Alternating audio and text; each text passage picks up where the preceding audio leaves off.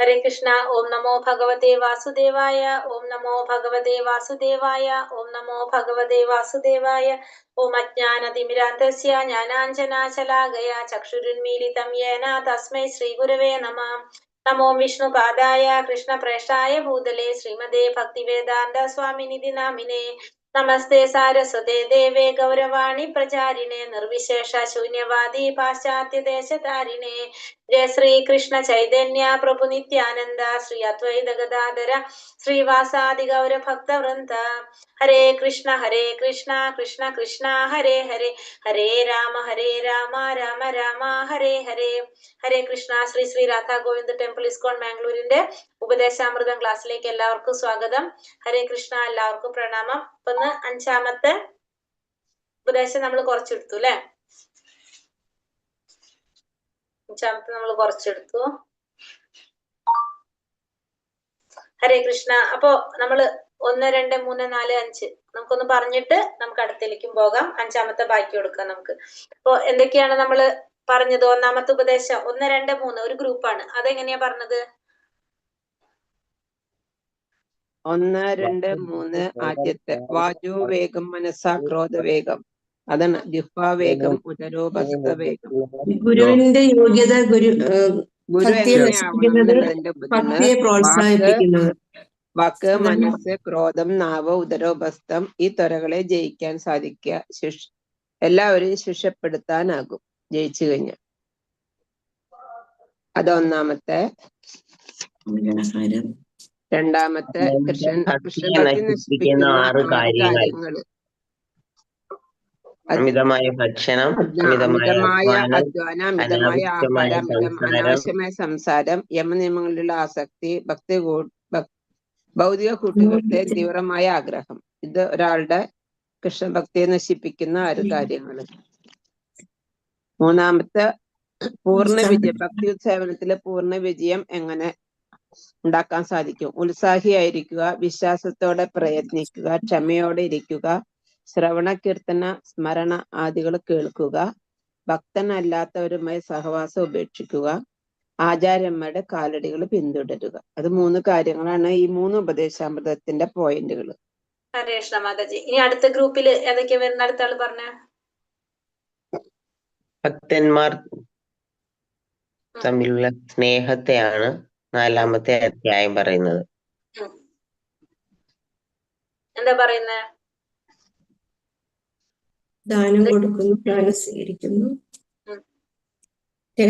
ഭഗവാനെ കുറിച്ചുള്ള രഹസ്യമായ കാര്യങ്ങൾ പറഞ്ഞു കൊടുക്കുന്നു, ചോദിച്ചു മനസ്സിലാക്കുന്നു, പ്രസാദം ഭക്ഷിപ്പിക്കുന്നു. ഇതാണ് ഭക്തന്മാർ തമ്മിലുള്ള സ്നേഹത്തിന്റെ ലക്ഷണങ്ങൾ. അതിന് അടുത്തത് 5ാമത്തത്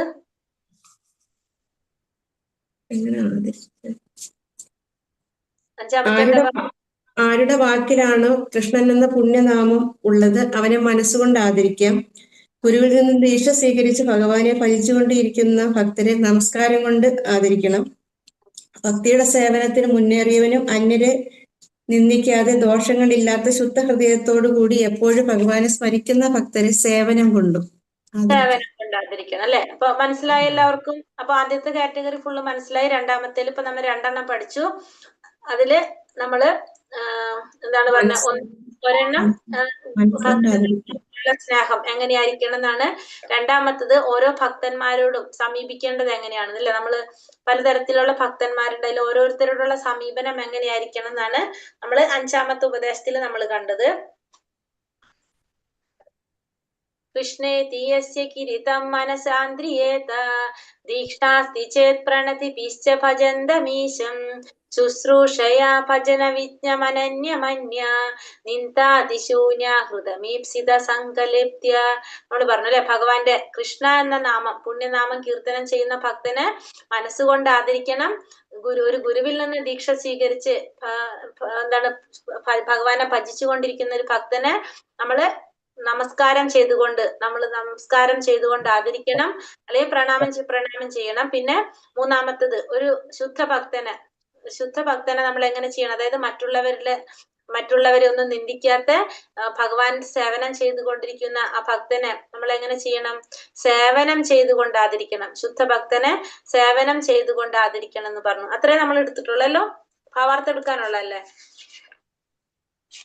അല്ല, എടുത്തു കുറച്ചേ പറഞ്ഞിട്ടുള്ളൂ. ഈ കനിഷ്ഠകാരി അത് 3 പോയിന്റ് മാത്രമേ അതിനെ വിശദീകരിച്ചിട്ടില്ല.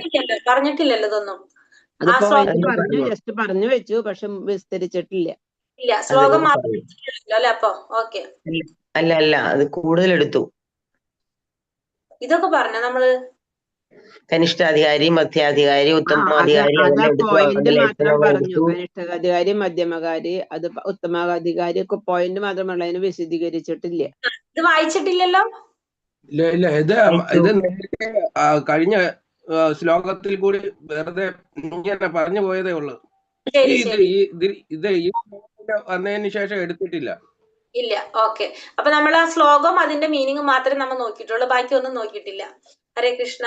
അപ്പൊ ഭാവാർത്ഥം ശ്രീല പ്രഭുപാദിക്ക് 6 വിധത്തിലുള്ള പ്രേമ വ്യവഹാരങ്ങൾ ബുദ്ധിപൂർവം പ്രയോഗിക്കണം. വൈഷ്ണവന്മാരെ അവരുടെ യോഗ്യതയ്ക്കനുസരിച്ച് സമുചിതമായ രീതിയിൽ സമീപിക്കണം. അപ്പൊ നമ്മൾ ഓരോ ഭക്തന്മാരെയും അവരുടെ യോഗ്യതയ്ക്ക് അനുസരിച്ചാണ് നമ്മൾ അവരെ സമീപിക്കേണ്ടത്. അപ്പൊ നമ്മൾ പറഞ്ഞു ഉത്തമ ഭക്തന്മാര് അല്ലെങ്കിൽ മധ്യമ ഭക്തര്, കനിഷ്ഠ ഭക്തര്, അതിനെ കുറിച്ചാണ് ഇനി പറയുന്നത് അല്ലെ. പ്രസ്തുത പദ്യത്തിൽ കനിഷ്ഠാധികാരി, മധ്യമാധികാരി, ഉത്തമാധികാരി എന്നിങ്ങനെ 3 തരത്തിലുള്ള ഭക്തന്മാരോട് നാം എങ്ങനെ പെരുമാറണമെന്ന് നിർദ്ദേശിക്കുന്നു. അപ്പൊ നമ്മള് ആദ്യം മനസ്സുകൊണ്ട് ആദരിക്കുന്നവര്, പ്രണാമം ചെയ്തുകൊണ്ട് ആദരിക്കുന്നവര്, സേവനം ചെയ്തുകൊണ്ട് ആദരിക്കുന്ന 3 തരത്തിലുള്ള ഭക്തന്മാരെയാണ് നമ്മൾ കണ്ടത്. അപ്പൊ അവർക്ക് പറയുന്ന പേരാണ് കനിഷ്ഠാധികാരി, മധ്യമാധികാരി, ഉത്തമാധികാരി. അങ്ങനെയുള്ള ഓരോ ഭക്തന്മാരോടും, ഓരോ തരത്തിലുള്ള ഭക്തന്മാരോടും നമ്മൾ എങ്ങനെയാണ് പെരുമാറേണ്ടതെന്നാണ് ഇവിടെ പറയുന്നത്, ഈ ശ്ലോകത്തില് പറയുന്നത്. ഗുരുവിൽ നിന്ന് ഹരിനാമം ഉച്ചരിക്കുന്നതിൽ പ്രാരംഭ ഉപദേശം നേടിയവനാണ് നവാഗതനാണ് കനിഷ്ഠാധികാരി. ഇദ്ദേഹത്തിന് കനിഷ്ഠ വൈഷ്ണവൻ എന്ന് കരുതി മനസ്സിൽ ആദരവ് പുലർത്തണം. അപ്പൊ ഒരു ഗുരു എന്ന് പറഞ്ഞത് നമുക്ക് ആദ്യമായിട്ട് ഇത് പറഞ്ഞു തരുന്ന ഒരു വ്യക്തി, അങ്ങനെയാണ് ഉദ്ദേശിക്കുന്നത്. ഹരിനാമം ഉച്ചരിക്കുന്നതിൽ പ്രാരംഭ ഉപദേശം നേടിയിട്ടുള്ള നവാഗതൻ, പുതിയ വ്യക്തിയെ നമുക്ക് എന്ത് പറയാം? കനിഷ്ഠാധികാരി എന്ന് പറയാം. അവരെയാണ് നമ്മൾ കനിഷ്ഠ വൈഷ്ണവൻ എന്ന് പറയുന്നത്. അങ്ങനെയുള്ളവരെ നമ്മൾ മനസ്സുകൊണ്ട് ആദരിക്കണം. അതായത് നമ്മളിപ്പോ ക്ലാസ്സുകൾ തുടങ്ങുമ്പോൾ നമ്മൾ പറയില്ലേ, നാമം ജപിക്കണം, ഭഗവാന്റെ നാമം ജപിക്കണം, കലിയുഗത്തില് നമ്മൾ ചെയ്യേണ്ടത് ഭഗവാന്റെ നാമജപാണ് എന്ന് പറയുമ്പോ അവർ നാമം ജപിക്കാൻ തുടങ്ങുകയാണ്. അങ്ങനെ ഭഗവാന്റെ നാമം ജപിക്കുന്നവരെ നമ്മൾ മനസ്സുകൊണ്ട് ആദരിക്കണം. പക്ഷെ അവരെന്ത് ചെയ്യുന്നുള്ളൂ? നാമം ജപിക്കുന്നുള്ളൂ എന്നല്ലാതെ വേറെ അതിന്റെ കൂടുതലൊന്നും അവർ ചെയ്യുന്നില്ല, അതിൽ കൂടുതലൊന്നും. രണ്ടാമത്തത്, ശരിയായ ഒരു ആചാര്യൽ നിന്ന് ഭക്തിമാർഗത്തിൽ ഉപദേശ ദീക്ഷ തേടി ഭഗവാനെ സേവിക്കുന്നതിൽ വ്യാപരിച്ചിരിക്കുന്നവനാണ് മധ്യമാധികാരി. രണ്ടാമത്തതാണ് മധ്യമാധികാരി. അതെങ്ങനെയാണ്? കൂടുതൽ ഇത്തിരി കൂടി ഡീറ്റെയിൽ ആയിട്ട് ഭഗവാനെ കുറിച്ച് മനസ്സിലാക്കി, ഈ കലിയുഗത്തില് നാമജപാണ് നമ്മൾ ചെയ്യേണ്ടതെന്ന് മനസ്സിലാക്കി ഹരിനാമ ദീക്ഷ സ്വീകരിച്ച് ഭഗവാന്റെ സേവനം, അതായത് ഭഗവാനെ ഭജിച്ചുകൊണ്ടിരിക്കുന്ന ആ ഭക്തനെ നമ്മൾ എന്ത് ചെയ്യാ പറയുന്നത്? മധ്യമാധികാരി എന്ന് പറയുന്നു. അങ്ങനെയുള്ള ഭക്തന് നമ്മൾ എന്ത് ചെയ്യണം? മധ്യമാധികാരിയെ പ്രണാമം ചെയ്തുകൊണ്ട് ആദരിക്കണം. ഭഗവത് ഭക്തിയിൽ ബഹുദൂരം പുരോഗമിച്ചവനാണ് ആര്? ഉത്തമാധികാരി. ഉത്തമാധികാരി എന്ന് വെച്ചിട്ടുണ്ടെങ്കിൽ കുറേ ദൂരം സഞ്ചരിച്ചവനാണ് ഭക്തിയിൽ. അങ്ങനെയുള്ള ഒരു ഭാഗവതനാണെന്ന് പറയാം. ഭാഗവതനാണ് ആര്? ഉത്തമാധികാരി എന്ന് പറയാം. ഭാഗവതം എന്ന് വെച്ചാൽ എന്താണ്? ഭാഗവതത്തിനനുസരിച്ച് ജീവിക്കുന്ന ഒരു വ്യക്തി നമുക്ക് പറയാം. ഭക്തിയുടെ സേവനത്തിന്റെ അടിത്തട്ടിൽ സ്ഥിതി ചെയ്യുന്ന ദേവവിഗ്രഹത്തെ ഭജിക്കുന്നതിൽ മാത്രം തൽപരനായി വർത്തിക്കുന്ന കനിഷ്ഠാധികാരിയുടെ മട്ടിൽ കഴിയാൻ ആരും തുനിയരുത്. ഇപ്പൊ നമ്മളെല്ലാവരും തുടക്കത്തിൽ ആരായിരിക്കും? നമ്മളെല്ലാവരും ഭക്തിയിൽ വരുമ്പോ കനിഷ്ഠാധികാരികളായിരിക്കും. നമ്മളെല്ലാവരും ആദ്യം കനിഷ്ഠാധികാരിയായിട്ടായിരിക്കും വരുന്നത്, കനിഷ്ഠാധികാരിയായിരിക്കും. പക്ഷെ അതിനുശേഷം ഭഗവാനെ കുറിച്ച് മനസ്സിലാക്കി, ഭഗവാനാണ് പരമദിവ്യോത്തമ പുരുഷനാണ് ഭഗവാൻ എന്ന് മനസ്സിലാക്കി, കലിയുഗത്തില് നമ്മൾ ചെയ്യേണ്ട യജ്ഞം നാമജപാണെന്ന് മനസ്സിലാക്കി നമ്മൾ അതിലേക്ക് മാറി വരുമ്പോ നമ്മൾ കനിഷ്ഠാധികാരിയിൽ നിന്ന് മധ്യമാധികാരിയാകാം, ഉത്തമാധികാരിയാകാം. ഒരിക്കലും ഒരാളും എന്ത് ചെയ്യരുത്? കനിഷ്ഠാധികാരിയുടെ തലത്തിൽ മാത്രം നിൽക്കാനായിട്ട് ശ്രമിക്കരുത്. അതായത് അടിത്തട്ടിൽ സ്ഥിതി ചെയ്യുന്ന ദേവവിഗ്രഹം, ഭക്തിയുടെ സേവനത്തിന്റെ ഏറ്റവും അടിത്തട്ടിലാണ് എന്ത് പറയുന്നത്? വിഗ്രഹാരാധന, ദേവവിഗ്രഹത്തെ ഭജിക്കുന്നത്. അതായത് ഭഗവാൻ ഒഴികെയുള്ള മറ്റുള്ള അന്യദേവതകൾ എന്ന് പറയും അല്ലെ. നമുക്ക് അവരെ ഭജിക്കുന്നത് താഴ്ന്ന തട്ടിലാ പറയുന്നത്, അടിത്തട്ടിലാണ് പറയുന്നത്. അങ്ങനത്തെ ലെവലിൽ നമ്മൾ കഴിയാനായിട്ട് ശ്രമിക്കരുത്. പരമദിവ്യോത്തമ പുരുഷനായ ഭഗവാനെ പരമപ്രേമ ഭാജനമായി കരുതി ആരാധിക്കുകയും ഭഗവത് ഭക്തന്മാരിൽ മൈത്രിയോടും അജ്ഞാനികളിൽ കൃപയോടും അസൂയാലുക്കളിൽ ഉപേക്ഷാബുദ്ധിയോടും പെരുമാറുകയും ചെയ്യുന്നതാണ് മധ്യമാധികാരി. അപ്പൊ മധ്യമാധികാരി എങ്ങനെയാണ്? രണ്ടിന്റെ നടുക്കുള്ളതാണ്. കനിഷ്ഠാധികാരിയുടെ ഉത്തമാധികാരിയുടെ സെന്ററിൽ വരുന്നതാണ് ആര്? മധ്യമാധികാരി. ഭഗവാനെ പരമപ്രേമ ഭാജനമായിട്ട് കരുതി ആരാധിക്കുന്നു. അപ്പൊ ഭഗവാനെ കുറിച്ച് തത്വത്തിൽ മനസ്സിലാക്കിയ വ്യക്തിയായിരിക്കും ആര്? മധ്യമാധികാരി. അതുകൊണ്ടാണ് അദ്ദേഹം ഒരു ഗുരുവിൽ നിന്ന് ദീക്ഷ സ്വീകരിക്കുന്നത്. പിന്നെന്താണ്? ഭഗവാന്റെ ഭക്തന്മാരോട് മൈത്രി ഭാവത്തോടെ പെരുമാറും, അജ്ഞാനികളോടോ കൃപയോടെ പെരുമാറും. അജ്ഞാനികൾ എന്ന് പറഞ്ഞാൽ ഭഗവാനെ കുറിച്ച് അറിയാത്തവർക്ക് ആ ജ്ഞാനം പകർന്നു കൊടുക്കാൻ ശ്രമിക്കും. ഭക്തന്മാരോട് സ്നേഹത്തോടെ പെരുമാറും. അസൂയാലുക്കളാണെങ്കിലോ അവരോട് ഉപേക്ഷാ ബുദ്ധിയോടെ. ഇവര് മൈൻഡ് ചെയ്യുന്നുണ്ടാവില്ല. കാരണം അവരെ നോക്കുന്നേ ഇല്ല. അങ്ങനെ പെരുമാറുന്നവരാണ് ആര്? മധ്യമാധികാരികൾ എന്ന് പറയുന്നത്. അനുഭവജ്ഞാനം വെച്ച് ഭക്തന്മാർ പലതരത്തിലുണ്ട്. പ്രാകൃത ഭക്തൻ സാമാന്യേന ഹരേ കൃഷ്ണ മന്ത്രം ജപിക്കാറുണ്ട്. പക്ഷെ അവർക്ക് ോടും മദ്രാശിയോടും ധനത്തോടും ആസക്തിയുണ്ട്. ഇങ്ങനെയുള്ളവരെ മനസ്സുകൊണ്ട് ബഹുമാനിച്ചാൽ മതി. അപ്പൊ ഈ കനിഷ്ഠ ഭക്തർ എന്ന് പറയുന്നത്, നമ്മൾ പറഞ്ഞു ഭഗവാന്റെ നാമം ജപിക്കാൻ പറഞ്ഞു. എന്നാ ശരി, ആ നാമം ജപിക്കുമ്പോ കഷ്ടതയൊക്കെ പോകുന്നു കേൾക്കുമ്പോ വിചാരിക്കും അന്നൊന്ന് ചെയ്തു നോക്കിയാലോ എന്ന് വിചാരിച്ചിട്ട് മാത്രം ചെയ്യുന്നവരായിരിക്കും ആര്? കനിഷ്ഠ ഭക്തന്മാർ. അല്ലാതെ ഭക്തി ഉണ്ടായിട്ടോ അല്ല ഭഗവാനിൽ വിശ്വാസം ഉണ്ടായിട്ടോ ഒന്നുമല്ല ചെയ്യുന്നത്. കുറെ കാര്യങ്ങൾ ചെയ്യുന്നുണ്ട്. അപ്പൊ അതിന്റെ കൂടെ ഇത് ചെയ്തു കഴിഞ്ഞാൽ ചിലപ്പോ ഫലം വന്നാലോ എന്ന് വിചാരിച്ചുകൊണ്ട് ചെയ്യുന്നവര്. അവരെന്താണ്? ഭഗവാന്റെ നാമം ജപിക്കുന്നുണ്ടെങ്കിലും അവര് ബാക്കി അവരുടെ സ്വഭാവത്തിലൊന്നും മാറ്റം വന്നിട്ടുണ്ടാവില്ലേ. ഇപ്പൊ നമ്മൾ പറഞ്ഞു യമനിയമങ്ങൾ പാലിക്കുന്നതാണ്, 16 റൗണ്ട് നാമം ജപിക്കുന്ന കുറെ കാര്യങ്ങളുണ്ട് അല്ലെ. അതൊന്നും അവർ പാലിക്കുന്നുണ്ടാവില്ല. ക്ലാസ്സിൽ അങ്ങനെ പറഞ്ഞു, അതുകൊണ്ട് അത് ചെയ്യുന്നു. അപ്പൊ അവർക്ക് മദ്യത്തിനോടോ മദിരാശിയോടോ ധനത്തിനോടുള്ള ആസക്തിയൊന്നും പോയിട്ടുണ്ടാവില്ല.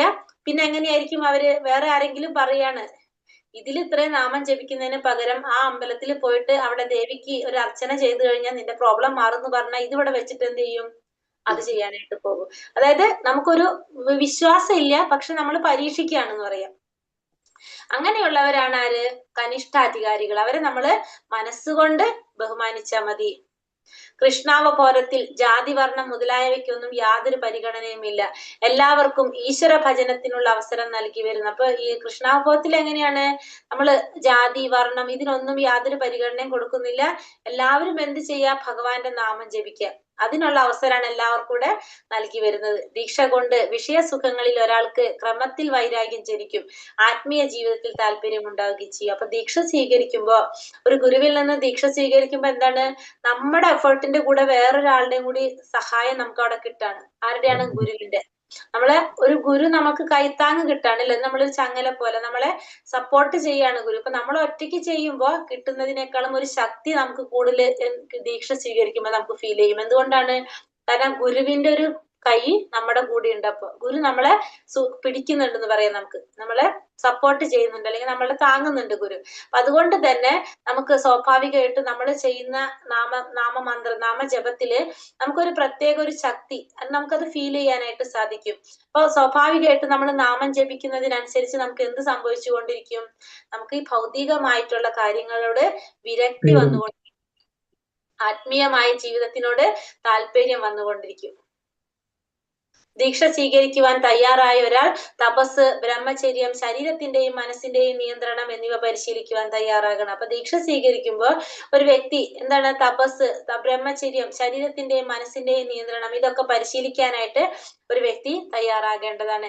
തത് വിജ്ഞാനാർത്ഥം സ ഗുരുമേവാഭിഗച്ഛേത്. അതായത് പരമസത്യത്തെ കുറിച്ചുള്ള ദിവ്യമായ അറിവിൽ താല്പര്യം ഉദിച്ചവനാണ് ദീക്ഷ കൊടുക്കേണ്ടത്. തത് വിജ്ഞാനാർത്ഥം സ ഗുരുമേവാഭിഗച്ഛേത് എന്ന് പറഞ്ഞാല് എന്താ പറയുന്നത്? നമ്മൾ ആ പരമസത്യത്തെ കുറിച്ച്, ഭഗവാനെ കുറിച്ച് അറിയാൻ താല്പര്യമുള്ളവന്, അത് ഉള്ളവന് മാത്രമേ നമ്മൾ എന്ത് ചെയ്യേണ്ട ആവശ്യമുള്ളൂ? ദീക്ഷ കൊടുക്കാൻ പാടുള്ളൂ. അല്ലാത്തവർക്ക് ദീക്ഷ കൊടുക്കാനായിട്ട് പാടില്ല. വെറുതെ എന്താണെന്ന് പരീക്ഷിക്കാൻ നിൽക്കുന്നവർക്കോ അതല്ലെങ്കിൽ ഇതിൽ വിശ്വസിക്കുന്നവർക്ക്, ആ ദീക്ഷയിൽ വിശ്വസിക്കുന്നവർക്ക് മാത്രമേ എന്ത് ചെയ്യാൻ പാടുള്ളൂ? ദീക്ഷ കൊടുക്കാനായിട്ട് പാടുള്ളൂ. കൃഷ്ണന്റെ പുണ്യനാമങ്ങൾ ജപിക്കുന്നതിന് എത്രയോ ഉത്കർഷദായകം, എത്രയോ വൈകല്യം കൂടാതെ 10 നാമാപരാധങ്ങൾ ഉള്ളതിൽ ഒന്നുപോലും കൂടാതെ ഹരേ കൃഷ്ണ മഹാമന്ത്രം ഒരാൾ ശ്രദ്ധാപൂർവം ജപിക്കുന്ന പക്ഷം അയാൾ അനുക്രമം ഉയർന്ന് ഈശ്വരന്റെ നാമത്തിനും ഈശ്വരനും തമ്മിൽ വ്യത്യാസമില്ലെന്ന് അറിയുന്ന ഒരു അവസ്ഥയിലേക്ക് എത്തും. അപ്പൊ ഭഗവാന്റെ പുണ്യനാമം ജപിക്കുന്നതിന് അത് എത്രയോ ഉത്കൃഷ്ടമായ ഒരു പ്രവൃത്തിയാണ് ഭഗവാന്റെ നാമം ജപിക്കുന്നത്. അപ്പൊ നമ്മൾ ഭഗവാന്റെ നാമം ജപിക്കുമ്പോൾ നമുക്ക് ഒന്നുകിൽ നമുക്ക് എന്താണ് ആ നാമജപം നമ്മുടെ പെർഫെക്റ്റ് ആണെങ്കിൽ നമുക്ക് ഭഗവാനെ പ്രാപിക്കാനായിട്ട് നമുക്ക് സാധിക്കും. ഭക്തിരസേവന നമ്മൾ ചെയ്യുന്നത് എന്താണ്, നമ്മൾ പ്യൂരിഫൈ ആയിക്കൊണ്ടിരിക്കുകയാണ്. അപ്പൊ പെട്ടെന്ന് തന്നെ നമുക്ക് എന്ത് സാധിക്കും, ഭഗവാനെ പ്രാപിക്കാനായിട്ട് നമുക്ക് സാധിക്കും.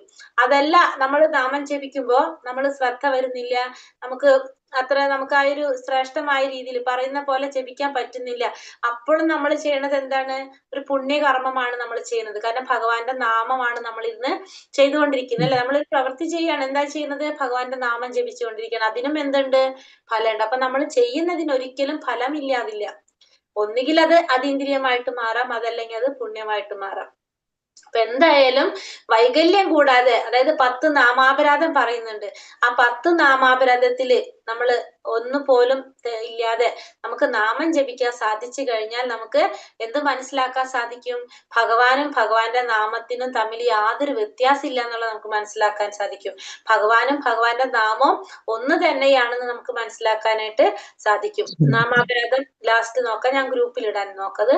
ഒരാൾ ഒരു തവണയെങ്കിലും കൃഷ്ണ എന്ന് ഉച്ചരിച്ചതായി കേട്ടാൽ അയാൾ ശ്രേഷ്ഠനാണെന്ന് കരുതണം. അപ്പൊ നമ്മൾ പറഞ്ഞല്ലേ, ഭഗവാന്റെ നാമം കൃഷ്ണ എന്ന് ഉച്ചരിക്കാനായിട്ട് എല്ലാവർക്കും സാധിക്കില്ല, ഭഗവാന്റെ അനുഗ്രഹമുള്ളവർക്ക് മാത്രമേ സാധിക്കുള്ളൂ. ഇപ്പോഴും നമുക്കറിയാം ഈ കൃഷ്ണാവബോധത്തിലേക്ക് തിരിയാത്ത, അതായത് ഒട്ടും ഇതിലേക്ക് കടക്കാത്ത എത്രയോ പേരുണ്ട്. കാരണം എന്താണ്, ഭഗവാന്റെ നാമം ഒരു തവണയെങ്കിലും ഉച്ചരിക്കാൻ സാധിക്കണമെങ്കിൽ അത് ഭഗവാൻ തന്നെ വിചാരിക്കണം. ഭഗവാന്റെ കാര്യമില്ലാതെ നമുക്കത് നടക്കില്ല. ഭഗവാൻ നാമ കീർത്തനത്തിൽ വീഴ്ച വരുത്തിയത് മൂലം ജീവിതത്തിന്റെ ഭൗതിക വശത്തേക്ക് ക്രമത്തിൽ പലരും അധപതിച്ചതായി കണ്ടിട്ടുണ്ട്. അപ്പൊ ഭഗവാന്റെ നാമത്തിൽ വീഴ്ച വരുത്തി കഴിഞ്ഞാൽ, അതായത് ഭഗവാന്റെ നാമം ചൊല്ലുന്നതിൽ വീഴ്ച വരുത്തി കഴിഞ്ഞാൽ നമ്മൾ എവിടേക്ക് തന്നെ തിരിയും, ഭൗതികമായ ലോകത്ത്, ഭൗതികമായ വശത്തേക്ക് തന്നെ. 2 ലോകം, ഒന്ന് ഭൗതികവും ഒന്ന് ആത്മീയവും. നമ്മൾ ഭഗവാന്റെ നാമം ജപിച്ചുകൊണ്ടിരുന്നാൽ നമ്മൾ അതീന്ദ്രിയമായ സൈഡിലേക്ക് മാറും, അതല്ലെങ്കിൽ നമ്മൾ എവിടേക്ക് തിരിയും, ഭൗതികമായ വശത്തേക്ക് നമ്മൾ തിരിയും. ശാസ്ത്ര ജ്ഞാനത്തിൽ ദൃഢമായി ഉറച്ചിട്ടില്ലെങ്കിലും ഹരേ കൃഷ്ണ മഹാമന്ത്ര കീർത്തനത്തിൽ ഉറച്ച വിശ്വാസം കൈവളർത്തി നിശ്ചിത ഭക്തിയുടെ സേവനങ്ങൾ വീഴ്ച കൂടാതെ വളർത്തുന്ന ഒരാൾ മധ്യമാധികാരിയായി പരിഗണിക്കപ്പെടുന്നു. അപ്പൊ മധ്യമാധികാരി എങ്ങനെയാണ്, ശാസ്ത്രത്തെ കുറിച്ച് ഭയങ്കര അറിവൊന്നും ഉണ്ടായിരിക്കണം എന്നില്ല, പക്ഷെ ഭഗവാനിലും മഹാമന്ത്രത്തിലും ഭയങ്കര ഉറച്ച വിശ്വാസം അവർക്ക് ഉണ്ടായിരിക്കും. അങ്ങനെയുള്ളവര് ഭക്തിയുടെ സേവനം ചെയ്തുകൊണ്ടിരിക്കും, അതിലൊന്നും അവർ വീഴ്ച ഉണ്ടാവില്ല. അവര് ശാസ്ത്രത്തിനെ കുറിച്ച് മാത്രം പൂർണ്ണമായിട്ട് അവർക്ക് അറിവുണ്ടാവണമെന്നില്ല. പക്ഷെ അങ്ങനെയുള്ളവരാണ് ആര്, മധ്യമാധികാരി എന്ന് പറയുന്നത്. കൃഷ്ണനെ ഭക്തിപൂർവ്വം സേവിക്കുന്നത് മൂലം ഒരുവൻ തന്റെ മറ്റെല്ലാ വിഹിത കർമ്മങ്ങളും അനുഷ്ഠിക്കുന്നു. അപ്പൊ ഭഗവാന് ഇപ്പൊ നമ്മൾ യജ്ഞം, ദാനം, തപസ് ഇതൊക്കെ നമുക്കറിയാം അല്ലെ. ഇതൊക്കെ ചെയ്യുന്നതിനേക്കാളും അതൊക്കെ ചെയ്യുന്നതിനേക്കാളും ഭഗവാനെ സേവിക്കുകയാണെങ്കിൽ ആ ചെയ്തതിന്റെ ഫലം എന്തില് കിട്ടാണ്, ഭഗവത് സേവനം കൊണ്ട് കിട്ടാണ്. അല്ലെങ്കിൽ ഇത് പ്രത്യേകം നമ്മൾ യജ്ഞവും ദാനവും തപസ്സും ഒന്നും ചെയ്യേണ്ട ആവശ്യമില്ല.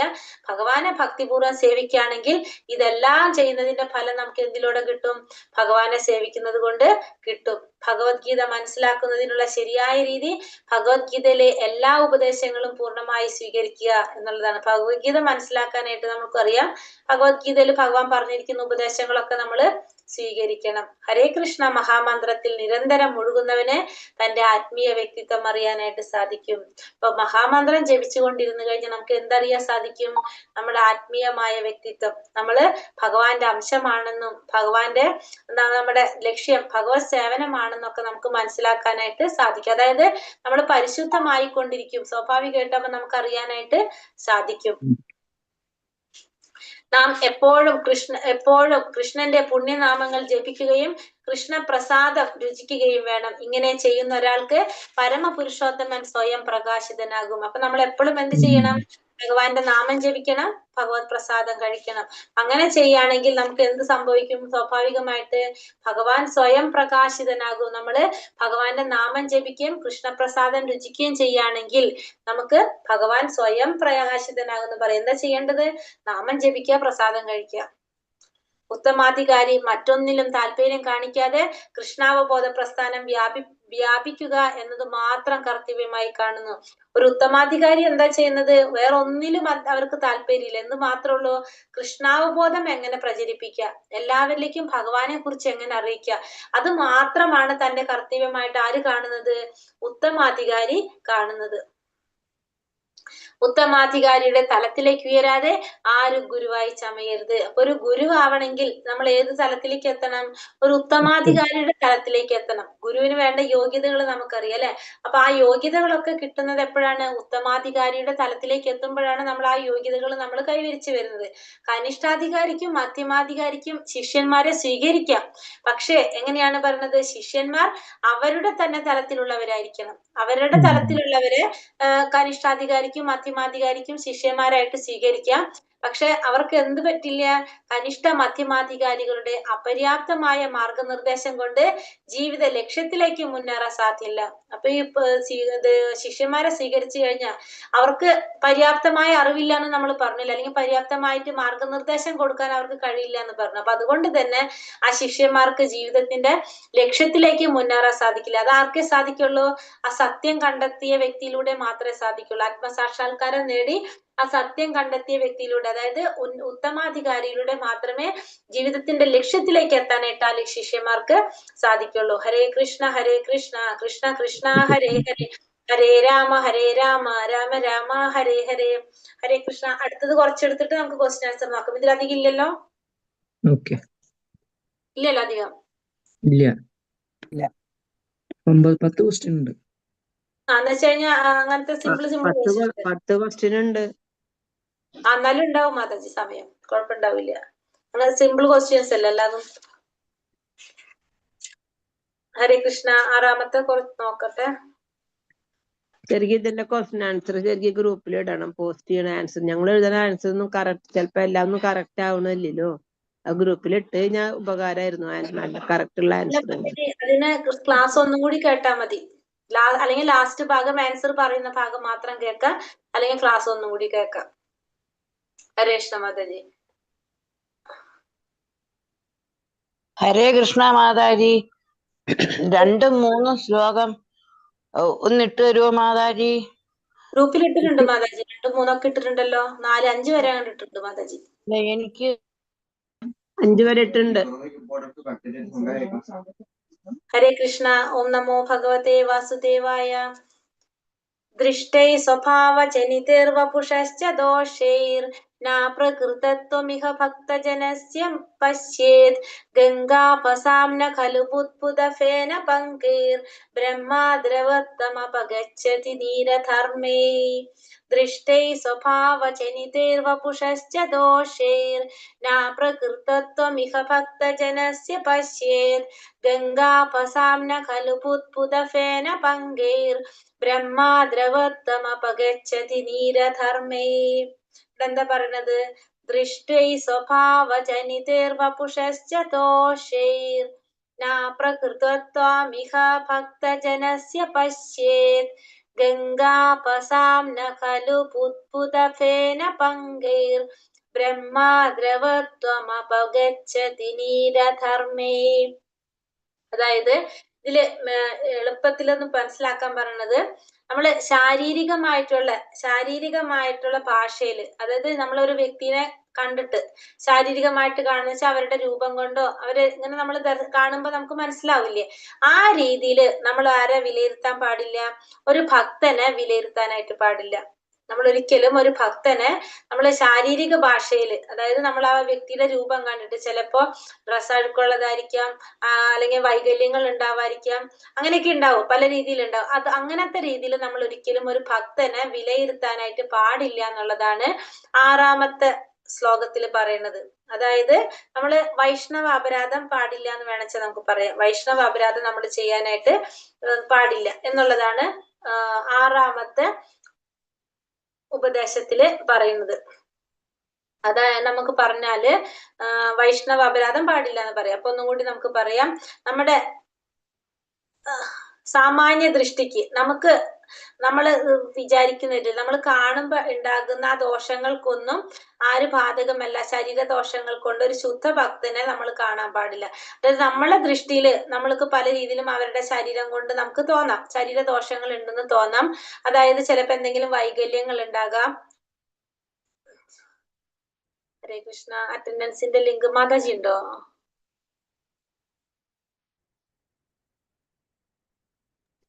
വന്നിട്ടില്ല അറ്റൻഡൻസ് ലിസ്റ്റ്. ഇല്ലല്ലേ, മാതാജി ഇല്ലല്ലോ. ഈ ശ്ലോകത്തിന്റെ ട്യൂണ് വെങ്കടേശ്വര സുപ്രഭാതത്തിന്റെ ട്യൂണ് അല്ലെ മാതാജി ചെല്ലുമ്പോ? അത് നമുക്ക് ഇഷ്ടമുള്ള പോലെ ചൊല്ലാം. അത് ഞാൻ അങ്ങനെ ചൊല്ലുന്നത്.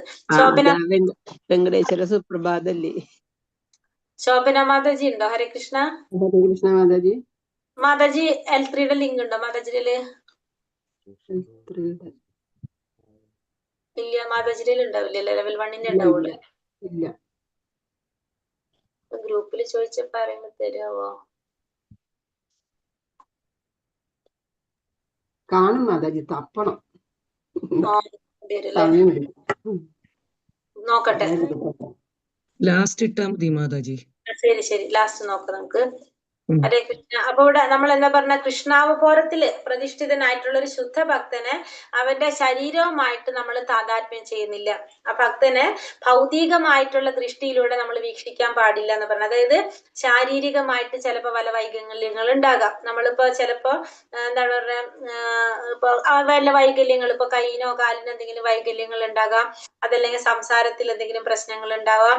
അതല്ലെങ്കിൽ നമ്മൾ വിചാരിക്കുന്നതിലുള്ള ഒരു പെർഫെക്റ്റ് ആയിട്ടുള്ളൊരു വ്യക്തിയായിട്ട് നമുക്ക് കാണണമെന്നില്ല. നമുക്ക് തോന്നണമെന്നില്ല. അങ്ങനെ നമ്മൾ ഒരിക്കലും ആരെ ചെയ്യാൻ പാടില്ല, ഒരു ഭക്തനെ വിലയിരുത്താനായിട്ട് പാടില്ല. അത് ശാരീരികമായിട്ടുള്ള രീതിയില്, ശാരീരികമായിട്ടുള്ള ഭാഷയില് നമ്മളൊരു ഭക്തനെ വിലയിരുത്താൻ പാടില്ല. അതായത് നമ്മള് സാമാന്യ ദൃഷ്ടിക്ക് നമ്മൾ കാണുമ്പോൾ നമ്മൾ ചിന്തിക്കുന്ന രീതിയിൽ ഒരു ഭക്തൻ നല്ല സുന്ദരനാണെന്നോ, അതല്ലെങ്കിൽ എന്താ പറയാ കൈയിനും കാലിനും ഒക്കെ നല്ല എന്തെങ്കിലും പ്രോബ്ലം, അല്ലെങ്കിൽ താഴ്ന്ന കുലത്തിൽ ജനിച്ചവനായിരിക്കാം, അതല്ലെങ്കിൽ കാണാനായിട്ട് ഭംഗിയില്ലാത്തവനായിരിക്കാം, അല്ലെങ്കിൽ കറുത്തവനായിരിക്കാം, അല്ലെങ്കിൽ ചിലപ്പോ എന്തെങ്കിലും രോഗങ്ങൾ ഉള്ളവനായിരിക്കാം, വൈകല്യങ്ങൾ ഉള്ളവനായിരിക്കാം. ഇങ്ങനെയൊന്നും നമ്മൾ ആരെ പറ്റിട്ട് ചിന്തിക്കാൻ പാടില്ല. ഒരു ഭക്തനെ, ഉത്തമ ഭക്തനെ നമ്മൾ ചിന്തിക്കാനായിട്ട് പാടില്ല. അതായത് നമ്മൾ കാണുന്ന ആ ശാരീരികമായിട്ടുള്ള രീതിയില് ഒരിക്കലും ഒരു ഭക്തനെ നമ്മൾ വിലയിരുത്താനായിട്ട് പാടില്ല എന്നുള്ളതാണ് ഇതിൽ പറയുന്നത്. ഈ ആറാമത്തെ ഉപദേശത്തിൽ പറയുന്നത്. അതായത് എപ്രകാരമാണെന്നാ പറയുന്നത്, ഗംഗാനദി ആയിട്ടാണ് അതിനെ താരതമ്യം ചെയ്തിരിക്കുന്നത്. ഗംഗാനദിയുടെ പ്രത്യേകത എന്താണ്? ഗംഗാനദി എപ്പോഴും പരിശുദ്ധമായിട്ടുള്ള നദിയാണ് അല്ലെ. നമ്മളെ മുഴുവൻ ശുദ്ധീകരിക്കാനായിട്ട് ഗംഗാനദിക്ക് സാധിക്കുന്നതാണ്. ആ ഗംഗാനദി മഴ സമയത്ത് എങ്ങനെയായിരിക്കും ഗംഗാനദി ഉണ്ടാവുക? മഴക്കാലത്ത് നിറച്ച് ചെളിയും അഴുക്കും ചെളിയും നിറയും അങ്ങനെയല്ല ഗംഗാനദി. പക്ഷെ അപ്പോഴും ആ ഗംഗാനദിയുടെ മഹത്വം അവിടെ നഷ്ടപ്പെടുന്നുണ്ടോ? കാണുമ്പോ നമുക്ക് ചെളിവെള്ളാണെന്ന് തോന്നാം. അതല്ലെങ്കിൽ നിറച്ച് ചേറും ചെളിയും ഒക്കെ കൂടി വന്നിട്ട് ഇങ്ങനെ പതഞ്ഞു പോരുന്ന വെള്ളം പോലെയൊക്കെ ആയിരിക്കും. പക്ഷെ അപ്പോഴും ആ ഗംഗാനദിയുടെ മഹത്വം നഷ്ടപ്പെടുന്നുണ്ടോ? ഇല്ല. അതേപോലെ തന്നെയാണ് ഒരു ഭക്തൻ. അപ്പൊ കാഴ്ചയിലല്ല നമ്മൾ ചിന്തിക്കേണ്ടത്, നമ്മള് ആ ഒരു ഭക്തനെ വിലയിരുത്തേണ്ടത് എന്ന് നമുക്ക് മനസ്സിലാക്കാം. അതാണ് ഇവിടെ പറയുന്നത്. ഒരു ഭക്തനെ നമ്മൾ ഒരിക്കലും ശാരീരികമായിട്ടുള്ള ഭാഷത്തില് നമ്മൾ ആ ഒരു ഭക്തനെ വിലയിരുത്താനായിട്ട് പാടില്ല. ഇതാണ് ആറാമത്തെ ഉപദേശത്തിൽ പറയുന്നത്. അതായത് ഒരു ഭക്തൻ ചിലപ്പോ നമ്മൾ പറഞ്ഞ താഴ്ന്ന തരം കുടുംബത്തിൽ ജനിച്ചവനായിരിക്കാം, ശരീരത്തിന് ഭംഗി ഉണ്ടാവണമെന്നില്ല, അതല്ലെങ്കിൽ രോഗങ്ങൾ പിടിച്ചവനായിരിക്കാം, എന്തെങ്കിലും വൈകല്യങ്ങൾ ഉള്ളവനായിരിക്കാം, താഴ്ന്ന കുലത്തിൽ ജനിച്ചവനായിരിക്കാം. പക്ഷെ ഇതൊന്നും ആരെ ബാധിക്കുന്നില്ല? ആ ഭക്തനെ ബാധിക്കുന്നില്ല. എപ്രകാരമാണ് ഒരു ഗംഗാനദി മഴക്കാലത്ത് ചേറും നൊരയൊക്കെ ആയിട്ട് ഒഴുകുന്നത്, അപ്പോഴും ആ ഗംഗാനദിയുടെ ആ മഹിമ നഷ്ടപ്പെടുന്നില്ല. അപ്രകാരം തന്നെ ഒരു ഭക്തനും ഒരിക്കലും എന്ത് സംഭവിക്കുന്നില്ല അവിടെ? ഒരു ഭക്തനും ഈ പറഞ്ഞ രീതിയിൽ ഒരു ഭക്തനെ നമുക്ക് വിലയിരുത്താനായിട്ട് പറ്റില്ല. ആ ഭക്തനും എപ്പോഴും എങ്ങനെ തന്നെയായിരിക്കും? ഒരു ശുദ്ധ ഭക്തൻ ഗുണങ്ങളുള്ള ഒരു വ്യക്തി തന്നെയായിരിക്കും. അതുകൊണ്ട് അത് പരിഗണിക്കാത്ത പോലെ തന്നെ അപ്പോൾ നമ്മള് ആ വ്യക്തിയിലും എന്ത് ഗുണങ്ങൾ ഉണ്ടാകും? ആ അതീന്ദ്രിയമായിട്ടുള്ള അല്ലെങ്കിൽ ആ ശുദ്ധഭക്തന്റെ ഗുണങ്ങൾ ആ വ്യക്തിയിൽ ഉണ്ടായിരിക്കും. അപ്പൊ നമ്മൾ കാണുന്ന ആ രൂപത്തിലോ ഭാവത്തിലോ അല്ല നമ്മൾ ഒരു ഭക്തനെ വിലയിരുത്തേണ്ടത്. അതാണ് ഏതില് പറയുന്നത്? ആറാമത്തെ ഉപദേശത്തിൽ പറയുന്നത്. അപ്പൊ ഒരു ഭക്തൻ നമ്മൾ ആ ഭക്തന്റെ രൂപത്തിൽ നമ്മൾ വിലയിരുത്താൻ പാടില്ല എന്നുള്ളതാണ് നമ്മൾ മനസ്സിലാക്കേണ്ടത്. നമ്മൾ കാണുന്ന ആ കാഴ്ചയിൽ നമുക്ക് തോന്നാം ഈ വ്യക്തിക്ക് ഒരു ഭംഗിയില്ല, ആ വ്യക്തി അല്ലെങ്കിൽ ഇന്ന കുലത്തിൽ പിറന്നവനാണ്, ശാരീരിക വൈകല്യങ്ങൾ ഉള്ളവനാണ്, അല്ലെങ്കിൽ എന്താണ് നിറയില്ലാത്തവനാണ്, അങ്ങനെയൊക്കെ പല പല കാര്യങ്ങൾ നമുക്ക് കാണാം. പക്ഷെ ആ രീതിയിൽ നമ്മൾ ഒരിക്കലും ഒരു ഭക്തനെ വിലയിരുത്താനായിട്ട് പാടില്ല. എപ്രകാരമാണോ മഴക്കാലത്ത് ചേറും നൂരയും കലർന്നിട്ട് ഗംഗാ നദി ഒഴുകുന്നത്, പക്ഷെ അപ്പോഴും എന്ത് സംഭവിക്കുന്നില്ല, അതിനതിന്റെ മഹിമ അല്ലെങ്കിൽ മഹത്വം നഷ്ടപ്പെടുന്നില്ല. അതേപോലെ തന്നെയായിരിക്കും ഒരു ശുദ്ധ ഭക്തനും എന്ന് നമുക്ക് മനസ്സിലാക്കാനായിട്ട് സാധിക്കും. അപ്പൊ അതാണ് 6ാമത്തെ ഉപദേശം അല്ലെങ്കിൽ 6ാമത്തെ ശ്ലോകത്തില് പറയുന്നത്. അപ്പൊ ഒരു ഭക്തനെ അതായത് നമുക്കിവിടെ വൈഷ്ണവ അപരാധം എന്ന് പറയാം. നമുക്ക് ഒരു ഭക്തനെ നമ്മൾ എന്ത് ചെയ്യാൻ പാടില്ല, ശാരീരികമായ ഭാഷയിൽ നമ്മളൊരു ഭക്തനെ അപരാധം പറയാനായിട്ട് പാടില്ല എന്ന് പറയാം നമുക്ക്. അതായത് നമ്മുടെ കാഴ്ചപ്പാടിൽ നമ്മൾ ആ ശാരീരിക ഭാഷ്യത്തില് നമ്മളൊരു ഭക്തനെ കാണാൻ പാടില്ല എന്നുള്ളതാണ് 6ാമത്തെ ഉപദേശം അല്ലെങ്കിൽ 6ാമത്തെ ശ്ലോകത്തില് പറയുന്നത്. മനസ്സിലായോ പറഞ്ഞത്? ഒരു ഭക്തനെ അപരാധം പറയരുത്. അതെ, ഒരു ഭക്തനെ അപരാധം പറഞ്ഞിട്ടുണ്ടെങ്കിൽ ആ ഭക്തന്റെ ആ രൂപം കണ്ടുകൊണ്ട് രൂപം കണ്ടിട്ട് ഒരു ഭാവം കണ്ടിട്ട് അത് വീക്ഷിക്കാൻ പാടില്ല. കാരണം ആ ഭക്തൻ ശുദ്ധ ഭക്തൻ എന്ന് പറഞ്ഞാൽ എന്താണ്, രൂപത്തില് ഭാവത്തിലല്ല. നമ്മൾ അതിന് ഉദാഹരണം പറയുന്നത് അതാണ് ഗംഗാനദി. ആ ഗംഗാനദി നമുക്കറിയാം, മഴക്കാലത്ത് നമ്മൾ ഗംഗ കണ്ടിട്ടുള്ളവർക്ക് അറിയാൻ സാധിക്കില്ല, ചെളിവെള്ളമായിരിക്കും. വെള്ളം കണ്ടു കഴിഞ്ഞാൽ ചുമന്ന പോലെ വെള്ളമാണ് ഒഴുകുണ്ടാവുക. പക്ഷെ ആ വെള്ളത്തില് നമ്മൾ ഇറങ്ങുണ്ടാവില്ല. പക്ഷെ ശുദ്ധഭക്തന്മാര് ആ വെള്ളം ചെളിവെള്ളമാണെങ്കിലും അവരതിൽ ഇറങ്ങി കുളിക്കും. കാരണം എന്താണ്, ആ ഗംഗാ നദിയുടെ മഹിമ അപ്പോഴും നഷ്ടപ്പെടുന്നില്ല. അതേപോലെ തന്നെയാണ്, കാരണം വൈകല്യങ്ങളോ ദൂഷിത്വം എന്തിനുണ്ടില്ല, ഗംഗാ നദിക്കില്ല. അതേപോലെ തന്നെ ആയിരിക്കും ഒരു ശുദ്ധഭക്തനും. കാഴ്ചയിലല്ല നമ്മള് ഭക്തനെ വിലയിരുത്തേണ്ടത് എന്നാണ് ഇവിടെ പറയുന്നത്. ഒരു ഭക്തനെ വിലയിരുത്തേണ്ടത് നമ്മുടെ കാഴ്ചപ്പാട് കൊണ്ടല്ല, കാഴ്ചയിലല്ല എന്നുള്ളതാണ് നമുക്ക് ഈ ശ്ലോകത്തിൽ പറഞ്ഞു തരുന്നത്. മനസ്സിലായോ? ലോകത്തിലെ പോയിന്റ് മനസ്സിലാവുണ്ടോ? പറഞ്ഞത് മനസ്സിലായോ എല്ലാവർക്കും? ഹരേ കൃഷ്ണ. മനസ്സിലായി. താഴ്ന്ന തരം കുടുംബത്തിൽ ജനിച്ചവനാണെന്നോ ശരീരം വികലമാണെന്നോ ദുർബലമാണെന്നോ ഉള്ള കാര്യം ഒരു ഭക്തനെ സംബന്ധിച്ചിടത്തോളം ഗണിക്കത്തക്കതല്ല. സാമാന്യ ജനദൃഷ്ടിയിൽ ഒരു ഭക്തോത്തമ ശരീരത്തിലുള്ള ഈ ദൃശ്യവൈകല്യങ്ങൾ ഒരു അപാകതയായി കാണാം. ഇപ്പൊ സാധാരണ നമ്മളൊരു വൈകല്യമായിട്ട് കാണാം, പക്ഷെ ദൃശ്യങ്ങളായി ഈ ദോഷങ്ങൾക്കിടയിലും ഒരു ഉത്തമ ഭക്തൻ ഒരിക്കലും ദൂഷണം സംഭവിക്കുന്നില്ല. അപ്പൊ അങ്ങനെ നമുക്ക് ദൃശ്യത്തില് നമുക്കത് തോന്നിയാലും ആ ഭക്തൻ ഒരിക്കലും എന്ത് സംഭവിക്കുന്നില്ല, ദൂഷണം സംഭവിക്കുന്നില്ല. എപ്രകാരമാണ്, ചിലപ്പോൾ മഴക്കാലത്ത് നുരയും ചേറും കലർന്നൊഴുകിപ്പോകുന്ന ഗംഗാ നദിയെ പോലെയാണത്. ഗംഗാജലം ഈ വൈകല്യങ്ങളിലൊന്നും ദൂഷിതമാകുന്നില്ല. ആത്മജ്ഞാനത്തിൽ പുരോഗമിച്ചവർ ജലത്തിന്റെ പരിതസ്ഥിതി ഒന്നും ഗണിക്കാതെ ഗംഗയിൽ സ്നാനം ചെയ്യുന്നു. അപ്പൊ ആത്മജ്ഞാനം നേടിയ വ്യക്തികള് ആ ഗംഗാജലത്തിന്റെ അവസ്ഥ അങ്ങനെയാണെങ്കിൽ, നമ്മളാണെങ്കിൽ ചുമന്ന വെള്ളമാണെങ്കിൽ ചെളിവെള്ളാണെന്ന് വിചാരിച്ചിട്ട് നമ്മൾ ഇറങ്ങിയും കൂടി ഇല്ല.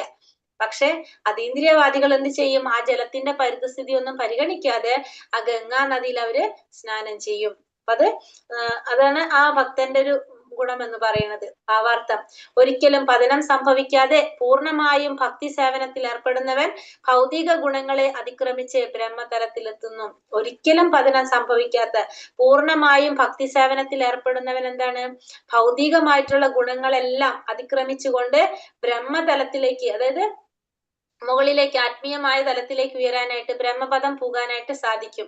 എങ്ങനെയാണെങ്കിൽ, പതനം സംഭവിക്കാതെ ഭക്തി സേവനത്തിൽ ഏർപ്പെട്ടുകൊണ്ടിരിക്കുകയാണെങ്കിൽ. ഭക്തിയുടെ സേവനത്തിൽ ഏർപ്പെടുന്നവൻ ഭൗതിക പ്രചോദനങ്ങളിൽ നിന്നും മുക്തനായിരിക്കണം. വൈശ്വിക സുഖാഭിലാഷമാണ് ബോധത്തിലുള്ളതെങ്കിൽ അത് ഭൗതിക ബോധമാണ്. അപ്പൊ ഭക്തിയുടെ സേവനം ചെയ്യുന്ന ഒരു വ്യക്തി എങ്ങനെയായിരിക്കണം, ഭൗതികമായിട്ടുള്ള പ്രചോദനങ്ങളിൽ നിന്നെല്ലാം മുക്തനായിട്ടുണ്ടാവണം. അല്ലാന്ന് വെച്ചിട്ടുണ്ടെങ്കിൽ എന്താണ്, നമ്മുടെ ഭൗതികമായിട്ടുള്ള ആഗ്രഹങ്ങൾ, സുഖാഭിലാഷങ്ങളാണ് നമ്മളെ ബോധത്തിലുള്ളതെങ്കിൽ നമ്മൾ എന്താണ് നമ്മൾ ആഗ്രഹിക്കുന്നത്, ഭൗതിക ബോധം. നമ്മള് ഭൗതിക ബോധമാണ് ആഗ്രഹിക്കുന്നത്. ഭക്തിയുടെ സേവനത്തിൽ ഏർപ്പെടെങ്കിൽ നമ്മൾക്ക് എന്ത് വേണം, ആത്മീയ ബോധത്തിൽ എത്തിയാലാണ് നമുക്കത് സാധിക്കുന്നത്. അല്ലെങ്കിൽ ഭൗതികമായ ആഗ്രഹങ്ങള്, നമ്മളെ ഇന്ദ്രിയങ്ങളെ സന്തോഷിപ്പിക്കുന്ന അതാണ് നമ്മുടെ ബോധത്തിലുള്ളതെങ്കിൽ നമ്മൾ ഏത് ബോധത്തിലാണ്, ഭൗതിക ബോധത്തിലാണെന്ന് പറയാം. ഭക്തിയോഗം ആത്മാവിന്റെ പ്രവർത്തനമാണ്, ശരീരത്തിന്റെയോ മനസ്സിന്റെയോ അല്ല. അദൃഷ്ടവും ഏകാഗ്രവുമായ ഭക്തി സേവനത്തിൽ വ്യാപരിക്കുന്നവൻ മുക്തനാണ്. അപ്പൊ നമുക്കറിയാം അല്ലെ, ഭക്തിയോഗത്തിലൂടെ ഭഗവാനെ പ്രാപിക്കാൻ സാധിക്കുന്നു പറഞ്ഞു. ആ ഭക്തിയോഗം ശരീരത്തിന്റെ പ്രവർത്തനമല്ല, അത് എന്തിന്റെ പ്രവർത്തനമാണ്, പ്രവർത്തനമാണ്, ആത്മാവിന്റെ പ്രവർത്തനമാണ് അത്. നമുക്കറിയാം, നമ്മൾ പറയില്ലേ, നമ്മൾ ഈ ഒരു ശരീരം ഉപേക്ഷിച്ചാലും അടുത്തൊരു ശരീരം സ്വീകരിച്ചാലും നമുക്ക് എന്ത് സാധിക്കും? ആ ജന്മത്തിൽ, അതായത് എവിടെ നിന്ന് വെച്ചാണോ നമ്മൾ ഭക്തി സേവനങ്ങൾ നിർത്തിയത് അവിടെ നിന്ന് തന്നെ കണ്ടിന്യൂ ചെയ്ത് പോകാൻ സാധിക്കും എന്ന് പറഞ്ഞു അല്ലെ? നമ്മൾ പറയാറുണ്ട് എപ്പോഴും അല്ലെ? ക്ലാസ്സിൽ നമുക്ക് അറിയാവുന്നതാണ്. നമ്മൾ ഈ ഭൗതിക ലോകത്തിൽ നമ്മൾ നേടിയിട്ടുള്ള അറിവ് ഈ ശരീരം നശിക്കുന്നതോടുകൂടി അതൊക്കെ ഇല്ലാതാകും. പക്ഷെ ആത്മീയമായിട്ട് നമ്മൾ ചെയ്തിരിക്കുന്നത്, ഇപ്പൊ ഈ ജന്മം 10 വരെ ചെയ്ത അടുത്ത ജന്മം 11 തൊട്ടാണ് നമുക്ക് ചെയ്യേണ്ടി വരിക. അത് എന്തുകൊണ്ടാണ്? നമ്മളത് ശരീരം കൊണ്ടല്ല ചെയ്യുന്നത്. എന്തുകൊണ്ടാ ചെയ്യുന്നത്? ആത്മാവ് കൊണ്ടാണ് ചെയ്യുന്നത്. ആത്മാവിന് ജനന മരണങ്ങളില്ല. അതുകൊണ്ട് ആത്മാവ് കൊണ്ട് നമ്മൾ അത് ചെയ്യുന്നത് കൊണ്ട് തന്നെ നമുക്ക് എന്ത് സാധിക്കും? അടുത്തൊരു ജന്മം നമുക്ക് കിട്ടിയാലും ആ ശരീരത്തില് ചിലപ്പോ അതിന്റെ ആവരണം വേറെ ആയിരിക്കാം അല്ലെ? നമ്മള് മനുഷ്യന്റേതാണെങ്കിൽ തന്നെ മനുഷ്യന്റെ തന്നെ വേറെ വേറെ, ഇപ്പൊ നമ്മൾ ഈ ജന്മത്തിൽ നമുക്കുള്ള രീതിയിലായിരിക്കില്ല അടുത്ത ജന്മത്തിൽ നമ്മൾ ഉണ്ടാവും. പക്ഷെ എന്നാലും ആത്മാവിനത് ചെയ്യാനായിട്ട് സാധിക്കും. അറ്റൻഡൻസിന്റെ ലിങ്ക് ഇട്ടിട്ടുണ്ട്. ഒരു ഭക്തൻ ഗാർഹ്യങ്ങളായ പ്രവർത്തനങ്ങളിൽ ഏർപ്പെട്ടാൽ പോലും അവനെ സാധുവായിട്ടേ കണക്കാക്കാകൂ. അപ്പൊ ഒരു ഭക്തൻ ഗാർഹികമായിട്ടുള്ള പ്രവർത്തനങ്ങളിൽ ഏർപ്പെട്ടാലും ആ ഭക്തനെ നമ്മൾ ആരായിട്ട് കാണണം? സാധുവായിട്ടാണ് കാണേണ്ടത്. ഒരു നിഷ്കളങ്ക ഭക്തൻ ബ്രാഹ്മണന്റെയോ ഗോസ്വാമിയുടെയോ കുടുംബത്തിലോ പിറന്നവനില്ലെങ്കിലും അവൻ ഭഗവത് സേവന നിരതനാണെങ്കിൽ ഒരിക്കലും ഉപേക്ഷണീയനല്ല. അപ്പൊ ഒരു ഭക്തനാകാനായിട്ട് ഒരു ബ്രാഹ്മണന്റെ കുലത്തിൽ ജനിക്കണമെന്നോ ഗോസ്വാമിയുടെ കുടുംബത്തിലോ ജനിക്കണമെന്ന് ഇല്ല. ഒരു ഭക്തൻ ഭഗവത് സേവനം ചെയ്തുകൊണ്ട് ആർക്കും ആരാകാം? ഒരു ഭക്തനാകാൻ സാധിക്കും. ഭഗവത് സേവനത്തിൽ നിരതനാണെങ്കിൽ ഒരിക്കലും ആ വ്യക്തിയെ നമുക്ക് ഉപേക്ഷിക്കേണ്ടത് ആവശ്യമില്ല. അതിന് ഒരു ഭക്തൻ ജന്മന ബ്രാഹ്മണനാവണമെന്നോ ഗോസ്വാമി ആവണമെന്നോ യാതൊരു നിർബന്ധവും ഇല്ല. ഭക്തിയുടെ സേവനം ചെയ്ത് ആർക്കും ആരാകാൻ സാധിക്കും? ഭഗവാൻ ഭക്തനാകാനായിട്ട് സാധിക്കും. ഗോസ്വാമിമാരിൽ രൂപഗോസ്വാമിയും സനാതന ഗോസ്വാമിയും ജന്മം കൊണ്ട് മുഹമ്മദീയരായിരുന്നു. എന്നാൽ ചൈതന്യ മഹാപ്രഭുവാണ് അവരെ ഗോസ്വാമി നിലവാരത്തിലേക്ക് ഉയർത്തിയത്. അവര് ജന്മം കൊണ്ട് മുഹമ്മദീയരല്ലായിരുന്നു, പക്ഷെ കർമ്മം കൊണ്ടാണ് അവരത് ചെയ്യേണ്ടി വന്നത്. ജന്മം കൊണ്ട് അവര് ബ്രാഹ്മണ സരസ്വതി കുടുംബത്തിലായിരുന്നു ജനിച്ചത്. അതിനുശേഷം അവര് മുസ്ലിം ആവേണ്ടി വന്നതാണ് ചെയ്യുന്നത്. പിന്നീട് അവര് ചൈതന്യ മഹാപ്രഭുവിനെ കണ്ടുമുട്ടിയതിനു ശേഷം വീണ്ടും അവര് ആ ഗോസ്വാമി നിലവാരത്തിലേക്ക് ഉയർന്നതാണ്. ഭക്തന്മാർ പൂർവ്വ ആചാര്യന്മാരുടെ കുടുംബത്തിൽ നിന്ന് വന്നവരായാലും സാധാരണ കുടുംബത്തിൽ നിന്ന് വന്നവരായാലും ഒരേപോലെ കാണണം. ഇപ്പൊ നമ്മൾ പിന്നെന്താ പറയണത്? ഇപ്പൊ ബ്രാഹ്മണനാണ്, ഒരു വ്യക്തി ശൂദ്രനാണ്, രണ്ടു ഭക്തന്മാരാണെങ്കിൽ രണ്ടുപേരെ നമ്മൾ ഒരുപോലെ കാണണം. ഒരേ കുടുംബത്തില് വന്നവർ സാധാരണ ഒരു കുടുംബത്തിൽ നിന്ന് വന്നവനാണ്, ആചാര്യന്മാരുടെ കുടുംബത്തിൽ നിന്ന് വന്നവനായാലും നമ്മൾ എന്ത് ചെയ്യണം? എല്ലാവരെയും ഒരുപോലെ കാണാനായിട്ട് ശ്രമിക്കണം. നിത്യാനന്ദന്റെയോ അദ്വൈത പ്രഭുവിന്റെയോ കുടുംബത്തിൽപ്പെട്ട ഗോസ്വാമിയിൽ നിന്ന് ജനിക്കാതെയും ഗോസ്വാമി എന്ന ബിരുദം ലഭിച്ചിട്ടുള്ള ഒരുവൻ താൻ ഒരു ഗോസ്വാമി ആയിരിക്കുന്നു എന്നോർത്ത് അഹങ്കാരം കാണിക്കരുത്. അങ്ങനെ കാണിച്ചാൽ ഉടനെ അധപതിച്ചു പോകും. പിന്നെ നമുക്ക് എന്ത് പാടില്ല? അഹങ്കാരം പാടില്ല. ഒരു ഗോസ്വാമി പദവി, ഗോസ്വാമി എന്ന് വെച്ചാൽ നമ്മൾ പറഞ്ഞില്ലേ, ഇന്ദ്രിയങ്ങളെ നിയന്ത്രിക്കാൻ സാധിക്കുന്നവനാണ് ഗോസ്വാമി എന്ന് പറയുന്നത്. അപ്പൊ ഗോസ്വാമി എന്ന് പറയുന്നത് ഇപ്പൊ നമ്മൾ ബ്രാഹ്മണ കുലം പറയുന്ന പോലെ ഒരു കുലമാണ് ഗോസ്വാമി. ആ ഗോസ്വാമി കുടുംബത്തിൽ ജനിക്കുക എന്ന് പറയുമ്പോ അവർക്കൊരു ബിരുദം, അല്ലെങ്കിൽ ഗോസ്വാമിയിൽ ജനിക്കാത്തവർക്കും നമുക്ക് പറഞ്ഞു ഗോസ്വാമി ആകാൻ സാധിക്കും, ഇന്ദ്രിയങ്ങളൊക്കെ നിയന്ത്രിക്കുന്ന വ്യക്തിക്ക്.